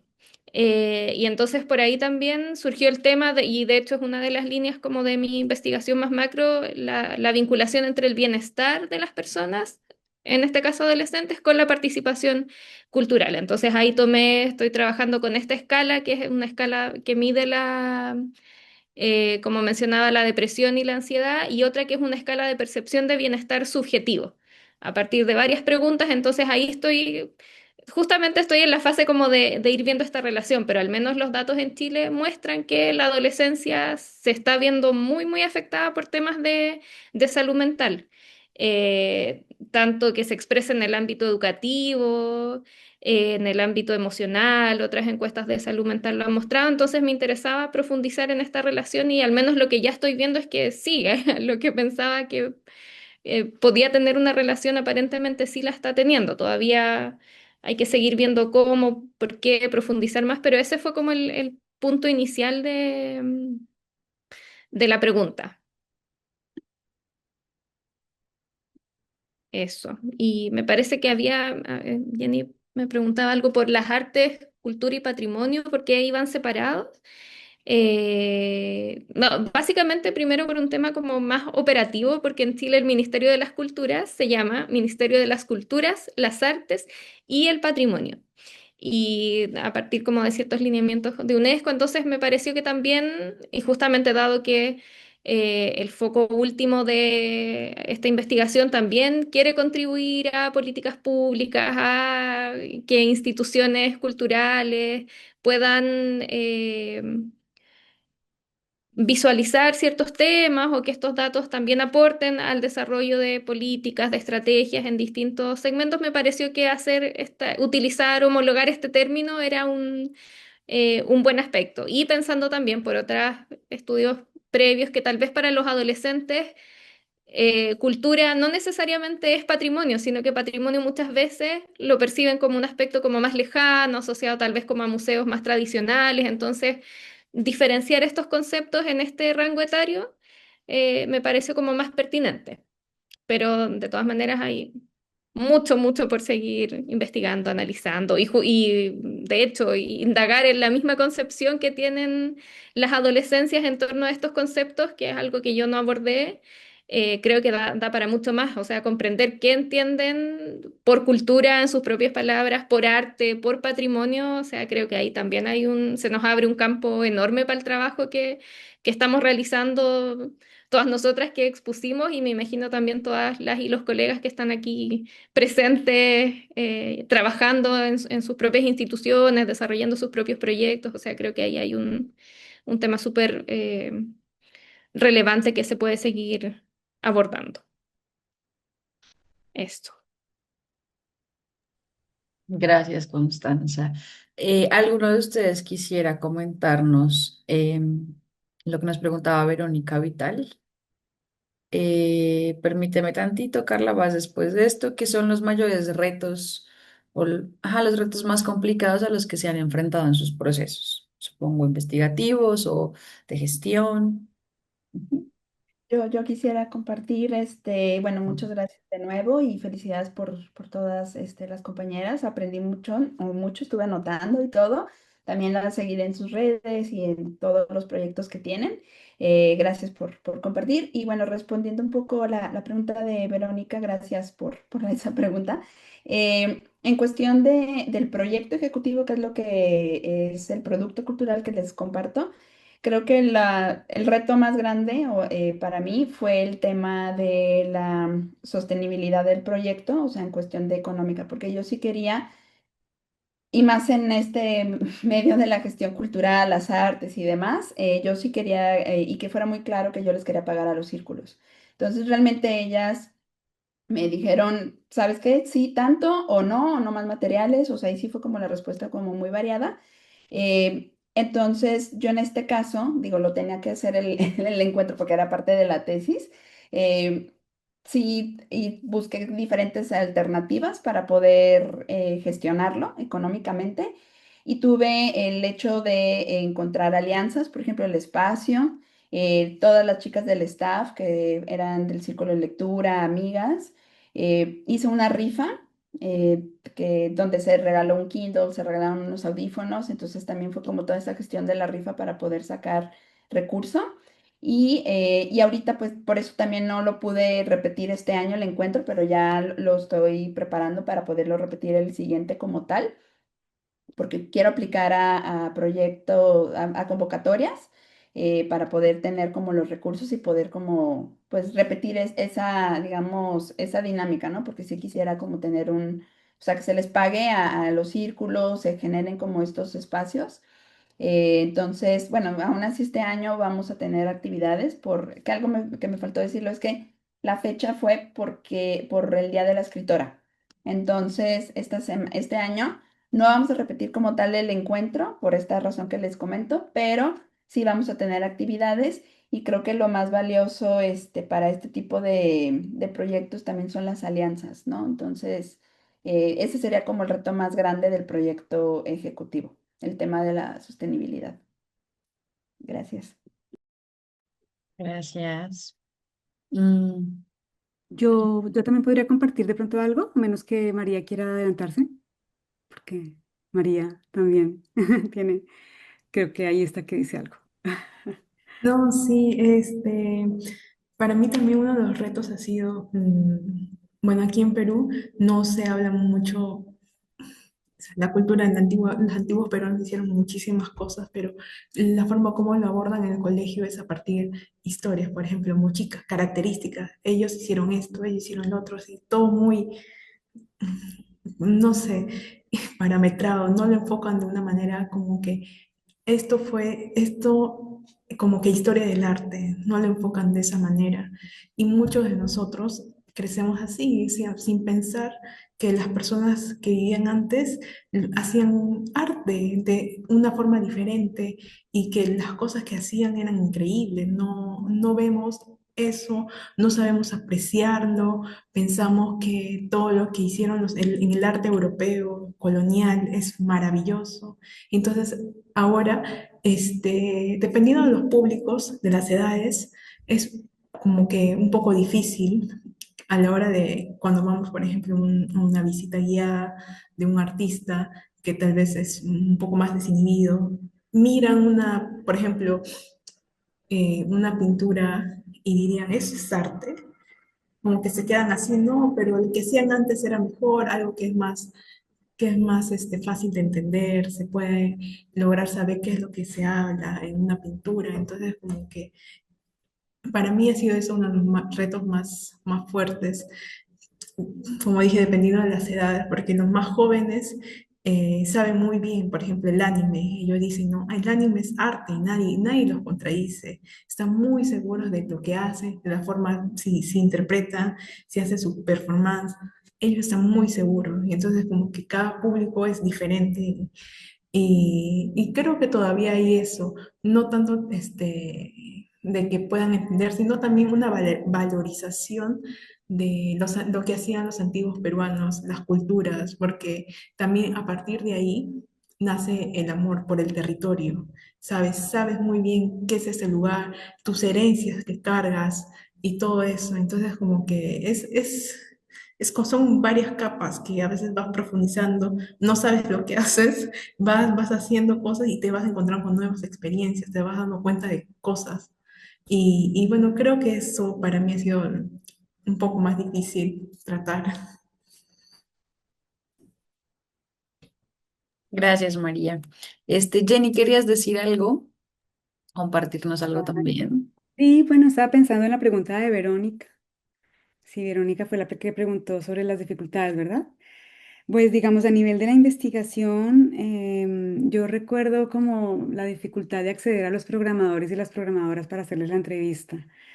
No siempre están tan abiertos, abiertas a entender las necesidades de por qué hay que hablar de esto y de reservar sus agitadas agendas para hacer una conversación. No obstante, me fue bien, o sea, las logré en la mayoría de los casos, en otros casos no lo logré. Las salas que yo elegí en Madrid son unas salas independientes y alternativas que también, bueno, tampoco son los, digo yo, los mayores personajes súper conocidos de la política pública, no, pero aún así no fue tan fácil, por ejemplo, hablar con la programadora de Casa de América, ¿sí? Ella, por ejemplo, nunca me respondió y a mí me molesta, yo lo digo directamente, me molesta, me gusta que no me digan no puedo. A mí me encanta que me digan no puedo y uno ya sabe o no quiero incluso, ¿sí? Pero cuando no te responden a mí eso no me gusta. Entonces eso es una dificultad, pero más que dificultad es como una situación que pasa mucho. Entonces hay que saber investigar con eso o gestionar con eso, ¿no? Y Casa de América, pues es un lugar re importante porque Casa de América en Madrid programa cine latinoamericano, porque también eso es una de las variables de lo que yo preguntaba. ¿Quieren ver cine de sus países aquí? ¿Les interesa? ¿Veían cine en su país de origen? Porque también pasa. Mucha gente en Colombia no ve cine colombiano y así. Y luego pues migran y van a querer ver cine colombiano. Va, ay, ¿qué pasa, no? Entonces, eso fue como a nivel de programación. Luego también a la hora de entrevistar a los que sí logré entrevistar, creo que sentí que cuando ya llegué a una de las preguntas clave, porque yo no quise, en el instrumento de medición, no quise condicionar mi invitación a hablar de la migración. Yo no quise, precisamente con la intención de escuchar cómo los programadores y las programadoras enuncian su programación y sus intereses desde su propio saber cotidiano, sin que digan, esta chica me quiere preguntar por la migración, entonces le voy a decir que, ¿sí me entiendes? O sea, no te quiero hacer una investigación sobre tu actividad y como tu rol como programador. O sea, yo nunca les dije qué era lo que estaba investigando, ¿sí? Entonces, claro, realmente ninguno habló de la migración, ninguno habló de me interesa programar para comunidades migrantes. O sea, solamente me pasaba que cuando llegaba claro, Madrid es una ciudad multicultural y diversa, entonces nos interesa que venga mucho la diversidad de los públicos y que venga la gente. Ahí sí, más o menos tocaban el tema, pero desde un lugar que yo todavía no veía muy claro a la hora estoy pensando en ese público para programar, ¿sí? Sino más como desde ese lugar políticamente correcto es que Madrid es una ciudad multicultural, ¿sí? Y eso ya lo sabemos todos, ¿vale? Pero, ¿qué haces al respecto, no? Entonces, ahí yo noté que ya luego al final sí le hice la pregunta. Chin, y entonces en algunos de los casos sentí como que el programador como que se sintió atacado, ¿sí? Entonces, atacado en el sentido de, esto no me corresponde. ¿Sí? Esto ya es del ayuntamiento, ¿sí? Entonces es interesante, de todas maneras no deja de ser súper interesante, a pesar de que se portaron muy bien los que logré acceder y hay desarrollos que ya alguien más preguntaba si pueden acceder al estudio completo y pues realmente ahí viene otra dificultad, aprovecho para mencionarla. Y es que en mi caso, a mí me interesa mucho la gestión cultural, pero también me gusta mucho estudiar y eso es un rollo porque no se pueden hacer las dos cosas al tiempo. Yo quisiera hacer un doctorado, pero ¿y para qué? Si sirve para... Entonces, eh, yo si hago un doctorado es para hacer gestión, no es para ser profesora. No significa que no me guste compartir y enseñar o poder mm, mm, lograr que lo que uno sabe pues llegue a más gente, que puede ser a través de la academia, por supuesto, pero en fin, esa es como mi dificultad como profesional, ¿no? Como que no tengo claro ¿qué voy a hacer para seguir investigando y además seguir gestionando? Y además me interesa que la investigación que estoy haciendo se convierta en proyectos de gestión. A mí no me interesa que se quede en un papel, ni que se quede en unos resultados, sino que esto de qué va a servir. Entonces, esta investigación yo siempre la estoy articulando a mis otros proyectos, ¿no? Que yo tengo, como ya les digo, el podcast, también editamos libros de política pública, también hago gestión de otras cosas. Entonces, yo como que intento como que esto me sirva para algo más y no se quede ahí por un lado, y luego también está el tema de la divulgación de lo que he hecho hasta ahora. Y es que alguien decía, podemos leer esto completo en algún lugar y la realidad es que sí y no. Sí, porque pues yo tengo la tesis escrita y pues divino que alguien más la lea, pero si quiero divulgarla correctamente, toca hacerlo por partes, con cuidado, porque si no bloqueo una cosa a la otra. Y los académicos ahí sí, lamentablemente, no, todavía yo no entiendo porque no entienden que esto es un diálogo de saberes y que si yo publiqué un pedacito de mi artículo en esta página que les compartí del Ministerio de Cultura, no significa que no tenga un montón de otras cosas que compartir en este otro ámbito y que cierto artículo que desarrolle otras líneas pueden salir. Entonces, ahí toca tener mucho cuidado. Entonces, por tanto, yo no puedo compartir la tesis todavía porque estoy todavía aterrizando cómo voy a divulgar las cosas que he encontrado hasta ahora, ¿vale? Por lo pronto lo que les compartí, que el artículo este que ya les compartí, la verdad que resume bastante los hallazgos, digamos, de gobernabilidad, por lo menos ese. Pero no sé qué va a pasar con los demás, ¿vale? Entonces, ahí lo iré descubriendo y seguramente lo compartiré en algún momento. Muchas gracias, Jenny. Gracias de nuevo por todo. Muchas gracias. Paulina escribe que su defensa de tesis será en octubre, así que espero pues que te vaya bien primero y que pues nos compartas tu trabajo. Este reto que dice Jenny es increíble porque yo creo que a muchos de los que estamos en esta sala nos pasa, uno quiere hacerlo todo, pero no se puede hacer todo. O te centras en la investigación con rigurosidad o gestionas, ¿no? O le das tantito a algo, pero como que siempre hay un lugar en el que te sientes culpable por no estar haciendo lo otro. Como ahí, ¿no? Y que es como un afecto muy loco. Pero bueno, este ya se nos está agotando un poquito el tiempo de la mesa, entonces quiero preguntar si alguien más tiene como un comentario, una pregunta o les doy algunos anuncios, este, como rápida. Venga, Carla. Ay, bueno, antes que nada, muchísimas gracias por la mesa, muchísimas gracias a la Alianza Francesa, a todos los que estuvieron involucrados y en especial, obviamente, a todas las ponentes de esta mesa. Me encantaron los trabajos. Creo que lo que más me encanta es que cuando cada una habla de su tema, a pesar de que se mueven a través de puntos diferentes y todas son muy diferentes, se nota la pasión por su tema y lo transmiten totalmente. Entonces, muchísimas gracias. Creo que en general para las personas que estamos empezando en esto de la gestión ayuda muchísimo y justamente eso me lleva a mis siguientes preguntas, que bueno, una de ellas sería, ya Paulo estaba abordando un poquito, pero no sé si ustedes tengan la respuesta. Mi pregunta sería, ¿cómo se hace o cómo sería posible hacer un proyecto comunitario independiente? Y cómo lograr esta sostenibilidad financiera y económica. Porque creo que a todos nos apasionan muchos temas, sin embargo, una vez que se comienza con la gestión, es como la primera barrera con la que nos topamos. Entonces, creo que ustedes tienen mucha experiencia en diferentes ámbitos y no sé si nos pudieran compartir un poquito respecto a eso. Ah, y la otra pregunta, ya terminando, esa es un poco más personal, pero no sé si nos podrían recomendar algunas maestrías o algunos diplomados que tengan que ver con gestión cultural y mediación cultural. Y ya, eso es todo. Muchas gracias. Bueno, son buenas preguntas, entonces, ¿quién quiere empezar? ¿Quién se anima? Constanza, Jenny. Pau ya nos habló un poco sobre esto, como del dinero, pero a ver, promociona la... Bueno, Ah, no, vas, Jenny, vas.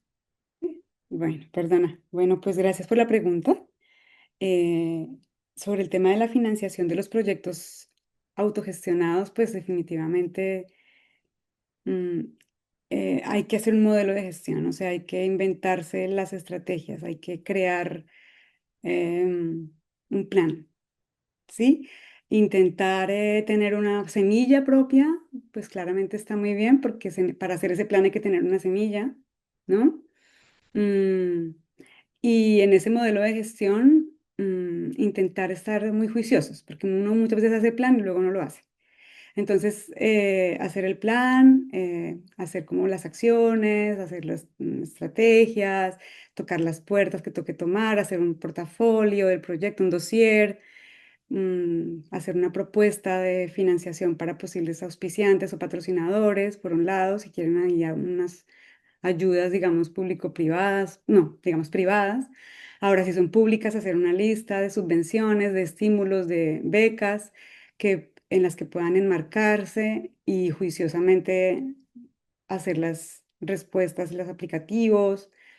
Y después de lo último, digo yo lo último porque es mi caso, es decir, yo esa última que voy a decir en este instante no la he explorado, pero es ese tema de llegar al público y a la gente directa que te escuche, que te aprecia. Lo que hace mucha gente ahora, que el Patreon, que crowdfunding, ya una cosa, ya donde la gente es la que te aporta y te apoya. Yo eso no lo he probado todavía, pero yo tengo claro que eso es un pendiente que tengo, porque ahí también hay frutos, ahí hay frutos, no importa que no sean muchos. O sea, alguien dice, o sea, que tengas 30 personas que te apoyen, eso te ayuda un montón.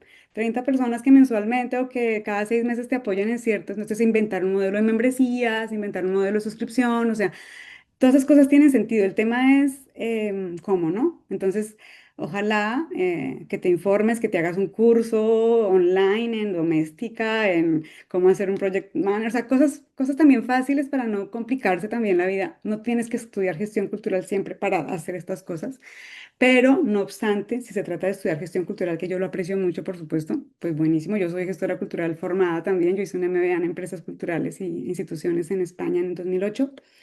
Y bueno, ¿qué te recomiendo sobre lugares para estudiar? Colombia, perdón, pero Colombia tiene muy buena formación en gestión cultural y ya la tienen pregrado, porque antes siempre eran programas de maestría y, y doctorado en Barcelona. Los pioneros en esto es Barcelona. Barcelona son los pioneros en la formación en gestión cultural. Pero claramente eso ha pasado muy rápidamente a otros lugares de España y de América Latina y pues del mundo. Entonces, recomiendo mucho un libro que escribió una ecuatoriana que se llama Paola de la Vega. El libro se llama Genealogías de la Gestión Cultural y ella hace un análisis de cómo la gestión cultural llegó a América Latina y de alguna manera ella aborda ahí los programas de gestión cultural. Y la gestión cultural, así no nos guste, es un programa que tiene un poco, ¿cómo lo digo? Es un poco una respuesta a las colonias modernas, es decir, eso llegó después de la celebración de los 500 años de América, que se empezaron a crear cursos y posgrados y el asunto de la gestión cultural y empezaron a hacer cooperación internacional y entonces llega a América Latina. Yo viajo a España con cooperación internacional, que la cooperación internacional, pues bienvenida, pero no deja de ser también otra manera de un colonialismo curioso que tenemos que revisar. Y yo lo celebro porque de alguna manera me refiero, hay cosas muy importantes que están pasando ahí, pero por otro lado hay otras cosas que pueden estar bien cuestionar. Yo igual nunca lo voy a cambiar por lo pronto en este momento de mi vida el nombre a la gestión cultural porque pues es lo que nos define, lo que hacemos. más allá del origen de cómo empezó a ponerse, digamos, popular desde el año 94, 92.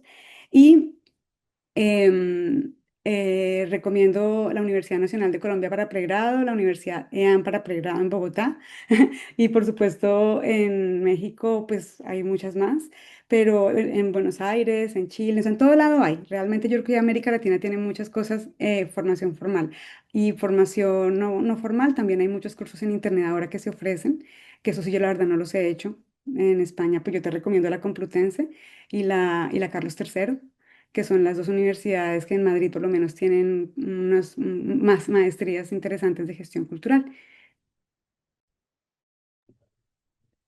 Hola, no sé si pueda también comentar brevemente. Gracias, Carla, por tu pregunta. Y digo, como lo comenté hace rato, la articulación y la vinculación, creo que también eso es fundamental. Yo también comenté el tema de lo de la estrategia, ¿no? A través de la rifa. Y, y creo que también es saber como qué es lo que quieres, ¿no? Por ejemplo, en el caso de entre lectoras. eh, pues si seguía con el encuentro, es posible, ¿no? Pero tendría que estar buscando como las convocatorias públicas y eso. Entonces también por eso pensé ahora en diversificarlo. O sea, en la tesis lo pensé como un encuentro y ahora a través de esta diversificación, por ejemplo, está esto que les platicaba, y aquí también yo le hablé con Cultura Guadalajara y además de la impresión y todo eso, se les pagaron a los círculos de lectura, ¿no? Entonces también creo que eso es como algo muy importante, también ser muy clara y diversificar, y hemos hecho otras actividades, a veces con costo, a veces sin costo, y también es como pensar como en diferentes opciones y diferentes, como lo comentaba Jenny, como estrategias, pero siempre como ser muy clara como realmente qué es lo que a ti te ve, o sea, te llena, ¿no? Para poderlo hacer y también pues llegar a más personas y etcétera. Y en cuestión de lo que comentabas o preguntabas más bien de como maestrías y estudios y demás. Sí, justo como te dijo Jenny, es lo que yo te recomendaría. Aquí en Guadalajara está pues, la maestría que yo estudié. También hay una virtual y que también ese es, pues, o sea, también puedes hacer como el doctorado, es la misma. Y es virtual y también está el ITESO, que es de universidad privada, de los jesuitas, también tienen licenciatura. Creo que la UDG, la Universidad de Guadalajara, también tiene licenciatura y justo acaban de publicar un libro que se llama Libro Blanco de la Gestión Cultural en México, donde ahí ponen diferentes posgrados o diferentes, ahorita lo comparto. No lo he terminado, o sea, no lo he leído todo, pero recuerdo haber visto como diferentes posgrados y diferentes talleres o diplomados que ahí mismo lo presentan, aunque pues sí está enfocado en México. Ahorita lo comparto. Gracias. Gracias a ti. Bueno, voy a pedirles ahorita mismo un favor y es que prendamos nuestras cámaras para que tomemos una fotito de recuerdo de esta mesa, todas las que podamos prender nuestras cámaras y yo ya les aviso cuando la tome, denme un segundito. Pim, pim, pim, pim.